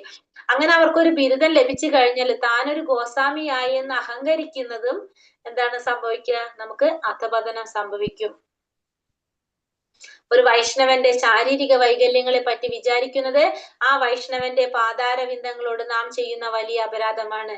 ഈ അപരാധത്തെ ഹാത്തി മത്ത ഗജാപരാധം എന്നാണ് ചൈതന്യ മഹാപ്രഭു പറഞ്ഞിട്ടുള്ള. ഒരു മത്ത ഗജത്തിന് വലിയ വിപത്തുകൾ സൃഷ്ടിക്കുവാൻ സാധിക്കും. ഒരു വൈഷ്ണവനെതിരെ അപരാധം ചെയ്യാതിരിക്കാൻ ശ്രമിക്കണം.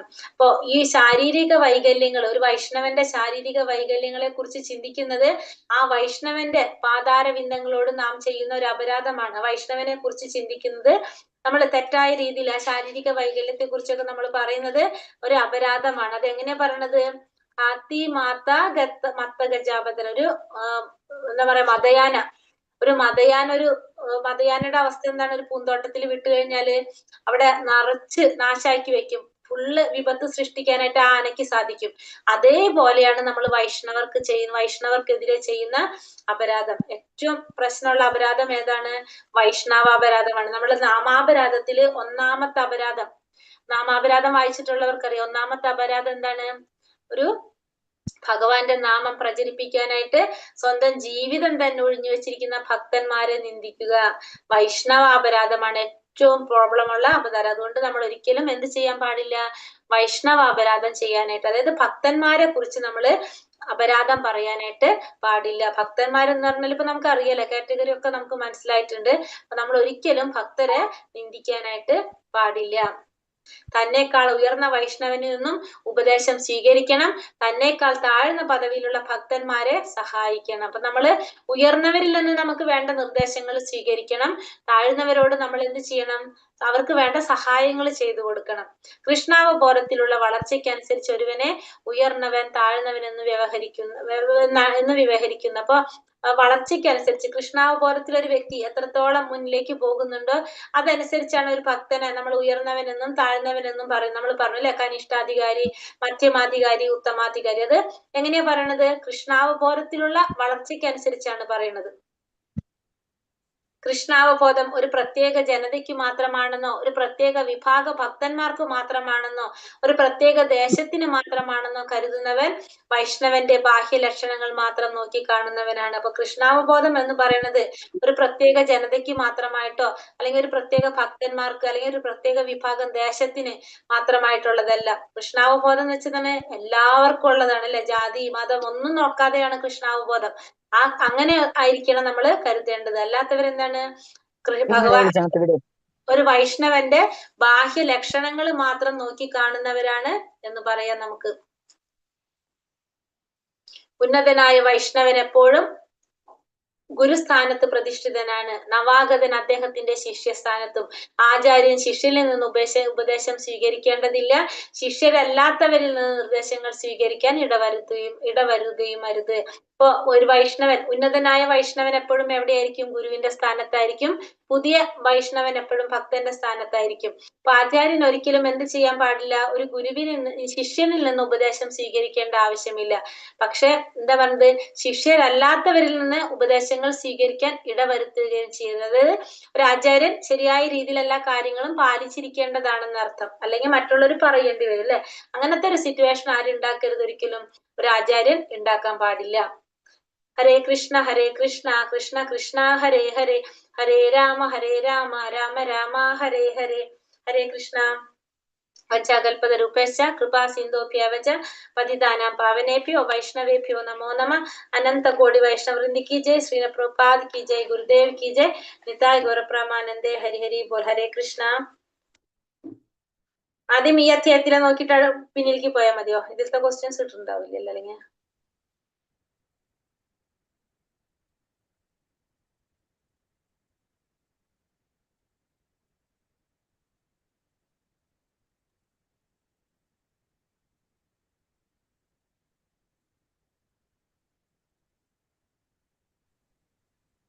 നെറ്റ് പോയോ? ഹരേ കൃഷ്ണ. ഉണ്ടോ ക്വസ്റ്റ്യൻസ്? ഏതാണ് ശ്ലോകം 5 എന്താണ് പറയുന്നത്? മാതാജി ഏത്? ശ്ലോകം 5 എന്താണ് പറയുന്നത്? അഞ്ചാമത്തെ ശ്ലോകത്തിൽ എന്താ പറയുന്നത്? ഓരോ ഭക്തന്മാരുടെ സ്ഥലങ്ങളെ വിവരിക്കുക, ഭക്തന്മാരെ എങ്ങനെയാന്ന് മനസ്സിലാക്കുക. ഹരേ കൃഷ്ണ. മാതാജി ഭക്തന്മാരെ എങ്ങനെ ആദരിക്കണം? ഹരേ കൃഷ്ണ. എന്താ പറഞ്ഞത് മാതാജി? മാതാജി ലെവൽ 3 ആരെയും ആഡ് ചെയ്യാനാണെങ്കിൽ നമ്പർ ഞാൻ ആഡ് ചെയ്യാം മാതാജി. അല്ല മാതാജി, ലിങ്കിനായിരുന്നു. ഇന്ദു മാതാജി കേറിയിട്ടുണ്ട് ഓക്കെ. അറ്റൻഡൻസിന്റെ. ഓരോ ഭക്തന്മാരുടെ തലങ്ങൾ എങ്ങനെയാണ്, ഓരോ ഭക്തന്മാരെ എങ്ങനെ ആദരിക്കണം മനസ്സിലാക്കണം. നമുക്ക് ഓരോ ഭക്തന്മാരെ തലങ്ങൾ അനുസരിച്ച് അവരെങ്ങനെ നമുക്ക് മനസ്സിലാക്കാൻ സാധിക്കുന്നു അല്ലെ. ഓരോ ഭക്തന്മാരെ സമീപിക്കേണ്ട രീതി, അതാണ് നമ്മൾ അഞ്ചാമത്തെ ഉപദേശത്തിൽ പറയുന്നത്. ഓരോ ഭക്തന്മാരെ എങ്ങനെ സമീപിക്കണം എന്നുള്ളത്. അതായത് ഉത്തമ ഭക്തന്മാരോട് നമ്മൾ എങ്ങനെയാണ് പെരുമാറേണ്ടത് അല്ലെങ്കിൽ സമീപിക്കേണ്ടത്, മധ്യമാധികാരികളോട് നമ്മൾ എങ്ങനെ സമീപിക്കണം അല്ലെങ്കിൽ അവരോട് എങ്ങനെ പെരുമാറണം, കനിഷ്ഠാധികാരിയോട് അങ്ങനെ നമ്മൾ പെരുമാറണം എന്നാണ് അഞ്ചാമത്തെ ശ്ലോകത്തിൽ പറയുന്നത്. അപ്പൊ നമ്മൾ പറഞ്ഞു, ഒരു കനിഷ്ഠാധികാരിയെ നമ്മൾ മനസ്സുകൊണ്ട് ആദരിക്കണം, മധ്യമാധികാരിയെ മധ്യമാരിയായ പ്രണാമം കൊണ്ടായിരിക്കണം. ഉത്തമാധികാരിയെ നമ്മള് സേവനം ചെയ്തുകൊണ്ടാതിരിക്കണം. അങ്ങനെ ആയിരിക്കണം ഓരോരുത്തരോടും പെരുമാറേണ്ടത്. ആ ഓരോരുത്തരോടും ഓരോ ഭക്തന്മാരോടും പെരുമാറേണ്ട രീതിയാണ് നമ്മള് 5-ാമത്തിൽ പറയുന്നത്. 4-ാമത്തിൽ പറയുന്നത് ഭക്തന്മാര് തമ്മിലുള്ള സ്നേഹപ്രകടനം എങ്ങനെയായിരിക്കണം എന്ന് പറഞ്ഞു. 5-ാമത്തിൽ നമുക്ക് എന്തറിയണം? ആ ഭക്തന്മാരെ കാറ്റഗറി നമുക്കറിയണം. അതാണ് 5-ാമത്തിൽ പറയുന്നത്. അപ്പൊ 6-ാമത്തിൽ നമ്മൾ പറഞ്ഞത് ഭക്തന്മാരോട് നമ്മൾ അപരാധം കാണിക്കാൻ പാടില്ല എന്ന്. അപ്പൊ 3ഉം ഭക്തന്മാരായിട്ട് റിലേറ്റഡ് ചെയ്തിട്ടുള്ളതാണ് 2-ാമത്തെ ഗ്രൂപ്പിലെ 3 ശ്ലോകങ്ങളും. അപ്പൊ നമുക്ക് പഠിക്കാൻ ഓർമ്മ നിൽക്കും നിങ്ങൾക്ക്. അതാണ് അങ്ങനെ പറഞ്ഞിരുന്നത് കേട്ടോ. അടുത്തത് 3 തരത്തിലുള്ള ഭക്തന്മാർ ആരൊക്കെയാണ്? കനിഷ്ഠാധികാരി, മധ്യമാധികാരി, ഉത്തമാധികാരി. ഉത്തമാധികാരിയുടെ പ്രത്യേകതകൾ എന്തൊക്കെയാണ്? ഉത്തമാധികാരിക്ക് ശാസ്ത്രങ്ങളെ കുറിച്ച് നല്ല അറിവുണ്ടായിരിക്കും. പിന്നെന്താണ്? ശുദ്ധ ഹൃദയത്തോട് കൂടിയവനായിരിക്കും. മറ്റുള്ളവരുടെ നിന്ദകള് കാണാത്ത വ്യക്തിയായിരിക്കും. അന്യന്മാരെ നിന്ദിക്കാത്ത വ്യക്തിയായിരിക്കും. പിന്നെ എന്തുമാത്രമാണ് അവരുടെ ലക്ഷ്യം? എല്ലാവരിലേക്കും കൃഷ്ണാവബോധം പ്രചരിപ്പിക്കുക, ഭഗവാനെ കുറിച്ച് എല്ലാവരിലേക്കും എത്തിക്കുക എന്നുള്ളതാണ് അവരുടെ പരമമായ ലക്ഷ്യം. ഭഗവത് സേവനം ചെയ്യാന്ന് മാത്രമാണ് അവര് ലക്ഷ്യമാക്കുന്നത്. ഇത്രയും കാര്യങ്ങളാണ് ഒരു ഉത്തമാധികാരിയുടെ പ്രത്യേകത. അതൊന്നുകൂടി പറയാ ആൻസർ. ഹരേ കൃഷ്ണ. എന്തൊക്കെയാണ് പറഞ്ഞത്? ഒന്ന്, ഉത്തമാധികാരി ശുദ്ധ ഹൃദയനായിരിക്കും അല്ലെ? ഒരു ശുദ്ധ ശാസ്ത്രങ്ങളെ കുറിച്ച് അറിവുണ്ടാകും, ഹൃദയത്തോടു കൂടിയവനായിരിക്കും. ശാസ്ത്രങ്ങളെ കുറിച്ചുള്ള പൂർണ്ണമായ ഒരു അറിവ് അദ്ദേഹത്തിന് ഉണ്ടായിരിക്കും. മറ്റുള്ളവരെ നിന്ദിക്കാത്തവനായിരിക്കും. പിന്നെന്താണ്? എല്ലാവരിലേക്കും കൃഷ്ണാവബോധം പ്രചരിപ്പിക്കുക. എല്ലാ സമയത്തും എന്തുമാത്രമാണ് ചിന്തിച്ചുകൊണ്ടിരിക്കുന്നത്? എങ്ങനെ കൃഷ്ണാവബോധം എല്ലാവരിലേക്കും എത്തിച്ചു കൊടുക്കുക, ഭഗവാനെ കുറിച്ച് മറ്റുള്ളവർക്ക് അറിയിച്ചു കൊടുക്കുക എന്നുള്ളത് മാത്രമാണ് ആരുടെ ചിന്ത? ഭഗവത് സേവനം ചെയ്യുക. അത് മാത്രമാണ് ഒരു ഉത്തമാധികാരി ചിന്തിക്കുന്നത്. ഈ മധ്യമാധികാരിയുടെ പ്രത്യേകതകൾ എന്താണ്? മധ്യമാധികാരിക്ക് ശാസ്ത്രത്തെ കുറിച്ചൊന്നും വലിയ ധാരണ ഉണ്ടാകണമെന്നില്ല. പക്ഷെ അവർ എങ്ങനെയായിരിക്കും? ഭഗവാനിൽ പൂർണ്ണ വിശ്വാസമുള്ളവരായിരിക്കും. എപ്പോഴും ഭഗവാന്റെ നാമം ജപിക്കുന്നവരായിരിക്കും. പിന്നെന്താണ്? ഉത്തമാധികാരികളോട് എന്താ പറയാ, വിനയത്തോടെ പെരുമാറുന്നവരായിരിക്കും. പിന്നെ ആരാണ്? കനിഷ്ഠ ഭക്തരോട് അല്ലെ? അവരോടും എങ്ങനെയാണ് പറയുന്നത്? അവരോട് നല്ല സുഹൃത്ത് ഭാവത്തിലോ നല്ല ഭാവത്തിലും നല്ല കൃപയോടും അസൂയാലുകളിൽ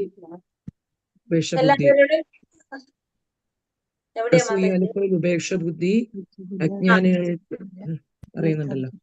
അതെ,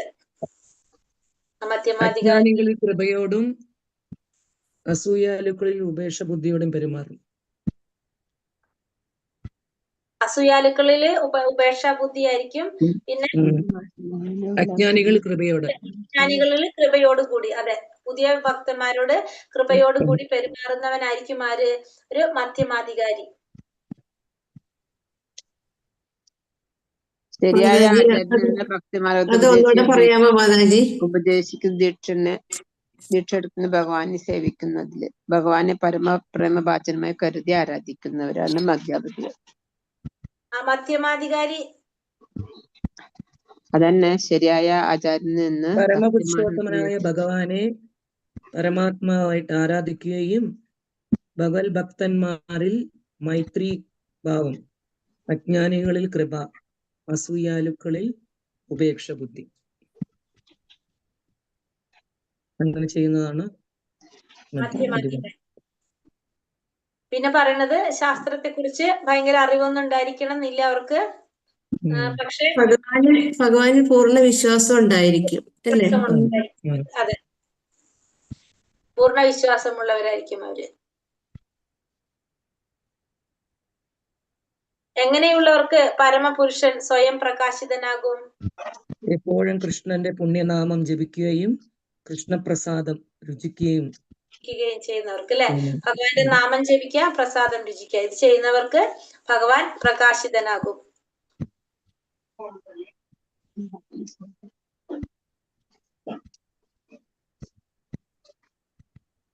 അടുത്തത് തപസ്സാ ബ്രഹ്മചര്യേണ ശമേന ച ദമേന ച എന്ന് ഇതിന്റെ പൊരുള് എന്നതിന്റെ പ്രസ്താവന. അതായത് അത് പറയുന്നത് തപസ ബ്രഹ്മചര്യേണ ശമേനച്ച ദമേനച്ച. അതായത് ഒരു വ്യക്തി ആചാര്യനിൽ നിന്ന് ദീക്ഷ സ്വീകരിക്കാൻ തയ്യാറായി കഴിഞ്ഞാൽ തപസ്, ബ്രഹ്മചര്യം, ശരീരത്തിന്റെയും മനസ്സിന്റെയും നിയന്ത്രണം എന്നിവ പരിശീലിക്കാൻ തയ്യാറാകണം. അതാണ് അർത്ഥമാക്കുന്നത്. തപസ ബ്രഹ്മചര്യേണ ശമേന ച ദമേന ച എന്ന് പറഞ്ഞാല് ഒരു ആചാര്യനിൽ നിന്ന് ദീക്ഷ സ്വീകരിക്കാനായിട്ട് ഒരു വ്യക്തി തയ്യാറായി കഴിഞ്ഞാൽ എന്ത് ചെയ്തിരിക്കണം? തപസ്, ബ്രഹ്മചര്യം, ഇതിനൊക്കെ നിയന്ത്രണം പാലിക്കും. തപസ്, ബ്രഹ്മചര്യം, പിന്നെ അതുപോലെ തന്നെ ശാരീരത്തിന്റെ മനസ്സിന്റെ നിയന്ത്രണം, ശരീരത്തിന്റെ മനസ്സിന്റെ നിയന്ത്രണം, ഇതൊക്കെ പരിശീലിക്കാനായിട്ട് ഇതൊക്കെ പരിശീലിക്കാൻ തയ്യാറാകണം എന്നാണ് പറയുന്നത്. പിന്നെ എപ്പോഴാണ് ഒരു വ്യക്തി ഈശ്വരന്റെ നാമത്തിനും ഈശ്വരനും തമ്മിൽ ഒരു വ്യത്യാസമില്ല എന്ന് മനസ്സിലാക്കുന്നത്? മഹാമന്ത്രം ശ്രദ്ധാപൂർവം വൈകല്യം കൂടാതെ 10 നാമാപരാധങ്ങളിൽ ഒന്നുപോലും ഇല്ലാതെ ഹരേ കൃഷ്ണ മഹാമന്ത്രം ഭഗവാന്റെ നാമം ജപിക്കുമ്പോൾ 10 തരം നിയമ അപരാധങ്ങൾ ഉള്ളതിൽ ഒന്നുപോലും ഇല്ലാതെ ഭഗവാന്റെ നാമം ജപിക്കുന്ന ഒരു വ്യത്യാസവും ഇല്ല. അപ്പൊ മനസ്സിലാക്കാൻ സാധിക്കും ഭഗവാനും ഭഗവാന്റെ നാമവും തമ്മിൽ വ്യത്യാസം. എപ്പോഴാണ് 10 നാമാപരാധങ്ങൾ പറയുന്നതിൽ ഒന്ന് പോലും ഇല്ലാതെ നമ്മൾ നാമം ജപിക്കുമ്പോ, അതില് ഒരെണ്ണം പോലും ഇല്ലാതെ നാമം ജപിക്കുമ്പോ നമുക്കത് മനസ്സിലാക്കാനായിട്ട് സാധിക്കും. എല്ലാവരും ഭക്തി ജീവിതം ആരംഭിക്കുന്നത് ഏതവസ്ഥയിലാണ്? കനിഷ്ഠാവസ്ഥയിൽ, കനിഷ്ഠാധികാരിയായിട്ടാണ് എല്ലാവരും തുടങ്ങുന്നത്. ഈ ശ്ലോകത്തിൽ രൂപഗോസ്വാമി ഭക്തരോട് ഉപദേശിക്കുന്നത് എന്താണ്? കനിഷ്ഠ മധ്യാത്മാധികാരികളെ വേർതിരിച്ച് അറിയുന്ന പാകത്തുള്ള ബുദ്ധിയെങ്കിലും അതായത് നമുക്ക് 3 തലത്തിലുള്ള ഭക്തന്മാരെ തിരിച്ചറിയാനായിട്ട് സാധിക്കണം. കനിഷ്ഠാധികാരിയെ, മധ്യമാധികാരിയെ, ഉത്തമാധികാരിയെ നമുക്ക് തിരിച്ചറിയാനുള്ള ബുദ്ധി നമ്മൾ കാണിക്കണം. നമുക്കത് ഉണ്ടാകണം. പാകത്തിനുള്ള ബുദ്ധിയെങ്കിലും ഉള്ളവനായിരിക്കണം ഒരു വ്യക്തി എന്ന് മനസ്സിലാക്കാം. അപ്പൊ എന്നാലേ നമുക്ക് ഓരോരുത്തരോടും എങ്ങനെയാണ് പെരുമാറേണ്ടെന്ന് അറിയാനായിട്ട് സാധിക്കുള്ളൂ. അപ്പൊ അതുകൊണ്ട് തിരിച്ചറിയാനുള്ള ബുദ്ധി നമുക്ക് ഉണ്ടാകണം. കനിഷ്ഠാധികാരിയെ കുറിച്ച് എന്താ പറയാ? ഗുരുവിൽ നിന്ന് ഹരിനാമം ഉച്ചരിക്കുന്നതിന്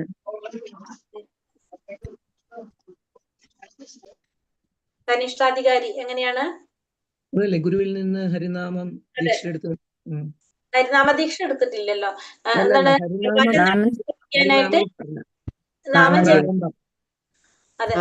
എപ്പോഴും ജപിക്കുക, പ്രസാദം കഴിക്കുക ചെയ്താൽ ഭഗവാൻ സ്വയം പ്രകാശിതനാവും. ഗുരുവിൽ നിന്ന് ഹരിനാമം ഉച്ചരിക്കുന്നതിൽ ആദ്യം നവാദനായിട്ട് വരുന്നതാണ്. അതെ, പുതിയ ആളാണ്. അതായത് കനിഷ്ഠാധികാരി എങ്ങനെയാണ്? ഭഗവാന്റെ നാമം ജപിക്കുന്നു. നമ്മള് നാമം ജപിക്കാൻ പറയുമ്പോൾ നാമം ജപിക്കുന്നു എന്ന് മാത്രം. പക്ഷെ എങ്ങനെയാണ് പറഞ്ഞത്? അവർക്ക് എന്തറിയില്ല, ഓരോരുത്തരോടും എങ്ങനെയാണ് പെരുമാറേണ്ടതെന്ന് അവർക്കറിയില്ല. മധ്യമാധികാരിയെ കുറിച്ചോ ഉത്തമാധികാരിയെ കുറിച്ചൊന്നും അവർക്കറിയില്ല. ശ്രദ്ധയോടുകൂടി ഭഗവത് വിഗ്രഹത്തെ ക്ഷേത്രത്തിൽ ചെന്ന് ആരാധിക്കുന്നവരും അവരെന്താ വിചാരിക്കുന്ന? ക്ഷേത്രത്തിൽ മാത്രമേ ഭഗവാനുള്ളൂ എന്ന് വിചാരിക്കുന്നവരാണ് അവര്. ക്ഷേത്രത്തിൽ പോയിട്ട് ഭഗവാനെ കാണാൻ ശ്രദ്ധയോടുകൂടി ഭഗവാന്റെ വിഗ്രഹത്തെ ക്ഷേത്രത്തിൽ ചെന്ന് ആരാധിക്കുന്നവനാണ് ആര്? കനിഷ്ഠാധികാരി. ഭഗവത് ഭക്തന്മാരോടോ സാമാന്യ ജനങ്ങളോടോ വേണ്ട വിധം പെരുമാറാൻ അറിയാത്തവനുമാണ് ആര്? കനിഷ്ഠാധികാരി.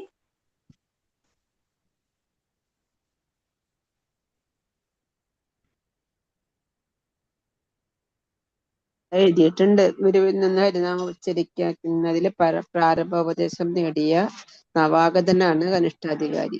ദേവവിഗ്രഹത്തെ മാത്രം ഭജിച്ചിരുന്നാ പോരാ. അങ്ങനെയുള്ള വ്യക്തിയാണ് ആര്? കനിഷ്ഠാധികാരി എന്ന് പറയുന്നത്.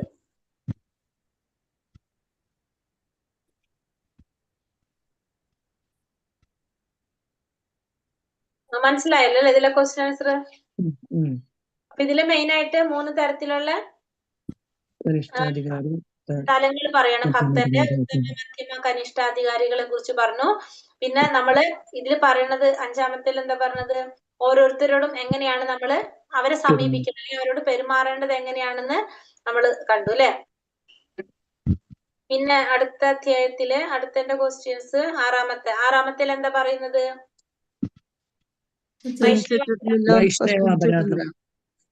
വൈഷ്ണവ അപരാധം ചെയ്യാൻ പാടില്ല എന്നുള്ളതാണ് മെയിൻ ആയിട്ട് അതിൽ പറയുന്നത്. അതായത് ഒരു ഭക്തൻ ആറാമത്തേല് എങ്ങനെ കാണാൻ പാടില്ല? ശാരീരികമായിട്ടുള്ള ഭാഷ്യത്തില് നമ്മൾ എന്ത് ചെയ്യാൻ പാടില്ല? ഒരു ഭക്തനെ വിലയിരുത്താനായിട്ട് പാടില്ല. ഒരു ഭക്തൻ എന്താണ് വൈകല്യങ്ങൾ നിറഞ്ഞവനാണെന്നോ, താഴ്ന്ന കുലത്തിൽ ജനിച്ചവനാണെന്നോ, പിന്നെ അതല്ലെങ്കിൽ എന്താണ് കാണാൻ ഭംഗിയില്ലാത്തവനാണെന്നോ, ദുർലഭനാണെന്നോ, രോഗഗ്രസ്തനാണെന്നോ, അംഗവൈകല്യങ്ങൾ ഉള്ളവനാണെന്നോ ഒന്നും ചിന്തിച്ചുകൊണ്ട് നമ്മൾ എന്ത് ചെയ്യാൻ പാടില്ല? നമ്മൾ ആ ഭക്തനെ സമീപിക്കാനായിട്ട് പാടില്ല, കാണാൻ പാടില്ല ഭക്തനെ അങ്ങനെയൊന്നും. എപ്രകാരമാണ് പറയുന്നത്? ഒരു ഭക്തൻ ഗംഗാനദി മഴക്കാലത്തും ആ ചേറും ഗംഗാനദി കലങ്ങി വെള്ളം പോലെ അല്ലെ, കലങ്ങി ഒഴുകുന്ന വെള്ളമായാലും ഗംഗാനദിയുടെ മഹിമ നഷ്ടപ്പെടാത്തത് പോലെയാണ് ഒരു ശുദ്ധഭക്തൻ. രൂപത്തില് എങ്ങനെയായാലും ആ ഭക്തൻ ഒരിക്കലും എന്ത് സംഭവിക്കുന്നില്ല? ഭൂഷണം സംഭവിക്കുന്നില്ല എന്നുള്ളതാണ് മനസ്സിലാക്കേണ്ടത്. അതാണ് അതിന്റെ പോയിന്റ് ആറാമത്തെ. ആറാമത്തത് പറയുന്നത് അപ്പൊ അപരാധം, വൈഷ്ണവ അപരാധം പാടില്ല നമുക്ക് പറയാം. എന്നിട്ട് നമുക്ക് ഈ പറഞ്ഞ കാര്യങ്ങൾ എഴുതാം. ഒരു ശുദ്ധഭക്തനെ നമ്മള് ശാരീരികമായിട്ടുള്ള ഭാഷയിൽ നമ്മൾ ഒരിക്കലും കാണാനായിട്ട് പാടില്ല എന്നുള്ളതാണ് ആറാമത്തിൽ പറയുന്നത്. ഒരു ഭക്തനെ ഈ ശ്ലോകത്തിൽ എന്തിനോടാണ് ഉദാഹരണമായിട്ട് പറയുന്നത്? ഗംഗാനദിയോട് അല്ലെ, ഗംഗാനദിയോട്. ഒരു വൈഷ്ണവനോട് ചെയ്യുന്ന അപരാധത്തെ എന്തിനോടാണ് ഉപമിച്ചിരിക്കുന്നത്? എന്താ പറഞ്ഞത്? മത്ത ഗജാപരാധം എന്ന് പറഞ്ഞു അല്ലെ. അതായത് മതയാനയോട്. എന്തിനോടാണ് ഉപമിച്ചിരിക്കുന്നത്? മതയാനയോടല്ല ഉപമിച്ചത്, പറഞ്ഞോ? കാരണം ഒരു ആന മതം ഇളകിയിട്ടുള്ള ഒരു ആന പൂന്തോട്ടത്തിൽ കയറിയുള്ള അവസ്ഥ എന്തായിരിക്കും? അതേപോലെയാണ് എന്ത് ചെയ്യുന്നത്? വൈഷ്ണവനോട് ചെയ്യുന്ന അപരാധം. നമ്മള് മത്ത ഗജാപരാധ ആറാമത്തെ ചോദ്യങ്ങൾ ഇട്ടുണ്ടോ? ഇട്ടിട്ടില്ല. ഗ്രൂപ്പില് ഉണ്ടല്ലോ. ആറാമത്തെ 5ന്റെ അല്ലേ? ആറാമത്തെ ഇട്ടിട്ടുണ്ട് കേട്ടോ. ഉണ്ടാവണമെന്നില്ല, നോക്കിയിട്ടുണ്ടാവണമെന്നില്ല നിങ്ങള് 7:15 മാതാജിട്ടത്. അപ്പൊ വൈഷ്ണവനോട് ചെയ്യുന്ന അപരാധത്തെ മതയാനയോടാണ് ഉപമിച്ചിരിക്കുന്നത്. മനസ്സിലായില്ലേ അത് മതയാനയോട് ഉപമിച്ചത്? പറഞ്ഞില്ലാന്ന് തോന്നുന്നു. അത് പറഞ്ഞിട്ടില്ല കേട്ടാ, അത് പറഞ്ഞിട്ടില്ല. ഗംഗാനദി മാത്രമേ പറഞ്ഞിട്ടില്ല, മറ്റു പറഞ്ഞിട്ടില്ല. ഗംഗാനദി പറഞ്ഞു. മാതാജി പറഞ്ഞായിരുന്നു അത്. ഒരു പൂന്തോട്ടത്തിൽ ഒരു ആന കയറുന്നത് പറഞ്ഞിട്ടുണ്ടായിരുന്നു മാതാജി. പറഞ്ഞായിരുന്നു. അതെ അതെ. പൂന്തോട്ടത്തിൽ ആന കയറി നശിപ്പിക്കുന്നത് പോലെ ആയിരിക്കുമെന്ന് പറഞ്ഞു. അതെ, അതേപോലെയാണ് വൈഷ്ണവരോട് ചെയ്യുന്ന അപരാധം. ഇല്ലെങ്കിൽ ഇപ്പൊ കേട്ടോള, വൈഷ്ണവരോട് ചെയ്യുന്ന അപരാധം അങ്ങനെയാണ്. ഒരു ആന പൂന്തോട്ടത്തിൽ കയറിയ, മതയാന കയറിയാലുള്ള അവസ്ഥ അതേപോലെയാണ്. നമ്മൾ നേരെ തലയും കുത്തി വീഴും ഭക്തിയില്. ഭക്തിയോഗം ഏതിന്റെ പ്രവർത്തനമാണ്? ഭക്തിയോഗം ഏതിന്റെ പ്രവർത്തനാണ്? ഭക്തിയോഗം ഏതിന്റെ പ്രവർത്തനാണ്? ശരീരത്തിന്റെയാണോ ആത്മാവിന്റെ? ഭക്തിയോഗം ആത്മാവിന്റെ പ്രവർത്തനമാണ്. ആത്മാവിന്റെ. ഗോസ്വാമിമാർ എപ്പോഴാണ് അത് ബാധിക്കാൻ സാധ്യതയുള്ളത്? ഒരു ശരിയായ രീതിയിൽ അഹങ്കാരം വരും.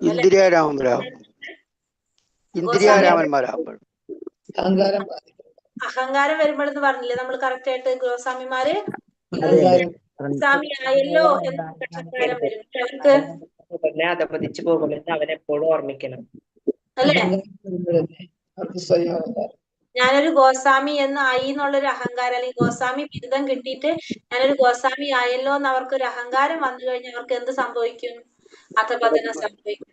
വൈഷ്ണവ അപരാധം കേട്ടോ. വൈഷ്ണവാപരാധം സംഭവിക്കുന്ന വഴികൾ ഏതൊക്കെയാണ്? വൈഷ്ണവാപരാധം സംഭവിക്കുന്ന വഴികള് ശാരീരിക വൈകല്യങ്ങളെ പറ്റി വിചാരിക്കുന്ന വൈഷ്ണവന്റെ പാതാരവിന്ദങ്ങളോട് നാം ചെയ്യുന്ന വലിയൊരു അപരാധമാണ്.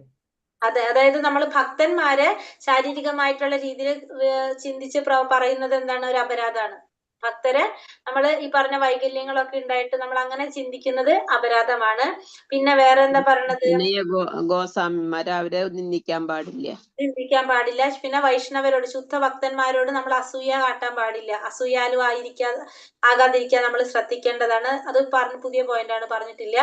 അസൂയാലും ആവാൻ പാടില്ല നമ്മള്. പിന്നെന്താണ്?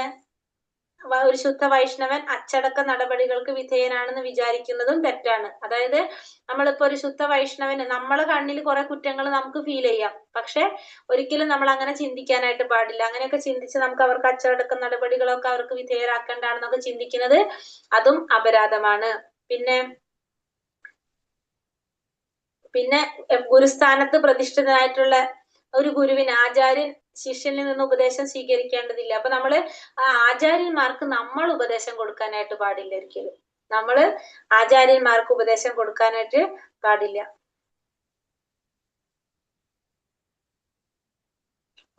ശുദ്ധ ഭക്തനെ വിമർശിച്ചു കഴിഞ്ഞാൽ അത് ഏറ്റവും വലിയൊരു വൈഷ്ണവ അപരാധമായിരിക്കും.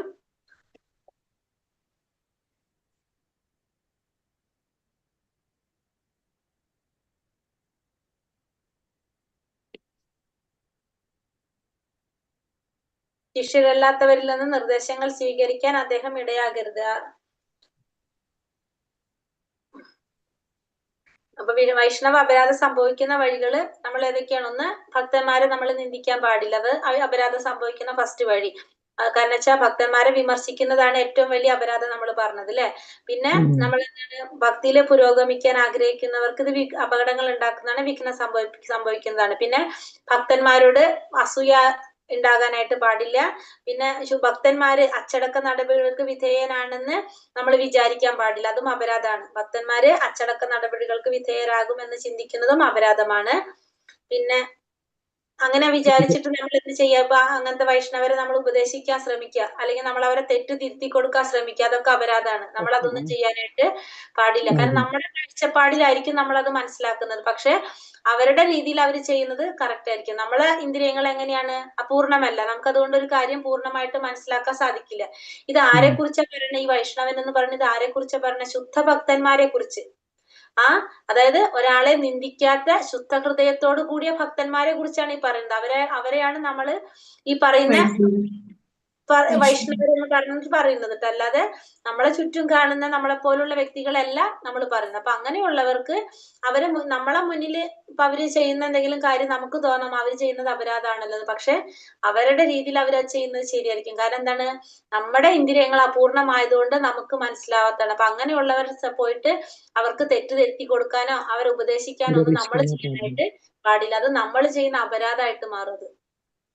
അവരെന്ത് ചെയ്യും? അവരത് സ്വീകരിക്കും. ശരി, ഓക്കെ എന്ന് പറയും. കാരണം അവര് അങ്ങനെയാണ് ചെയ്യുന്നത്. പക്ഷെ നമ്മളപ്പോ എന്താണ്? അവരെക്കാളും അറിവുണ്ടെന്ന് കാണിക്കാനാണ് നമ്മൾ അത് ചെയ്യുന്നത് അല്ലെ അവിടെ.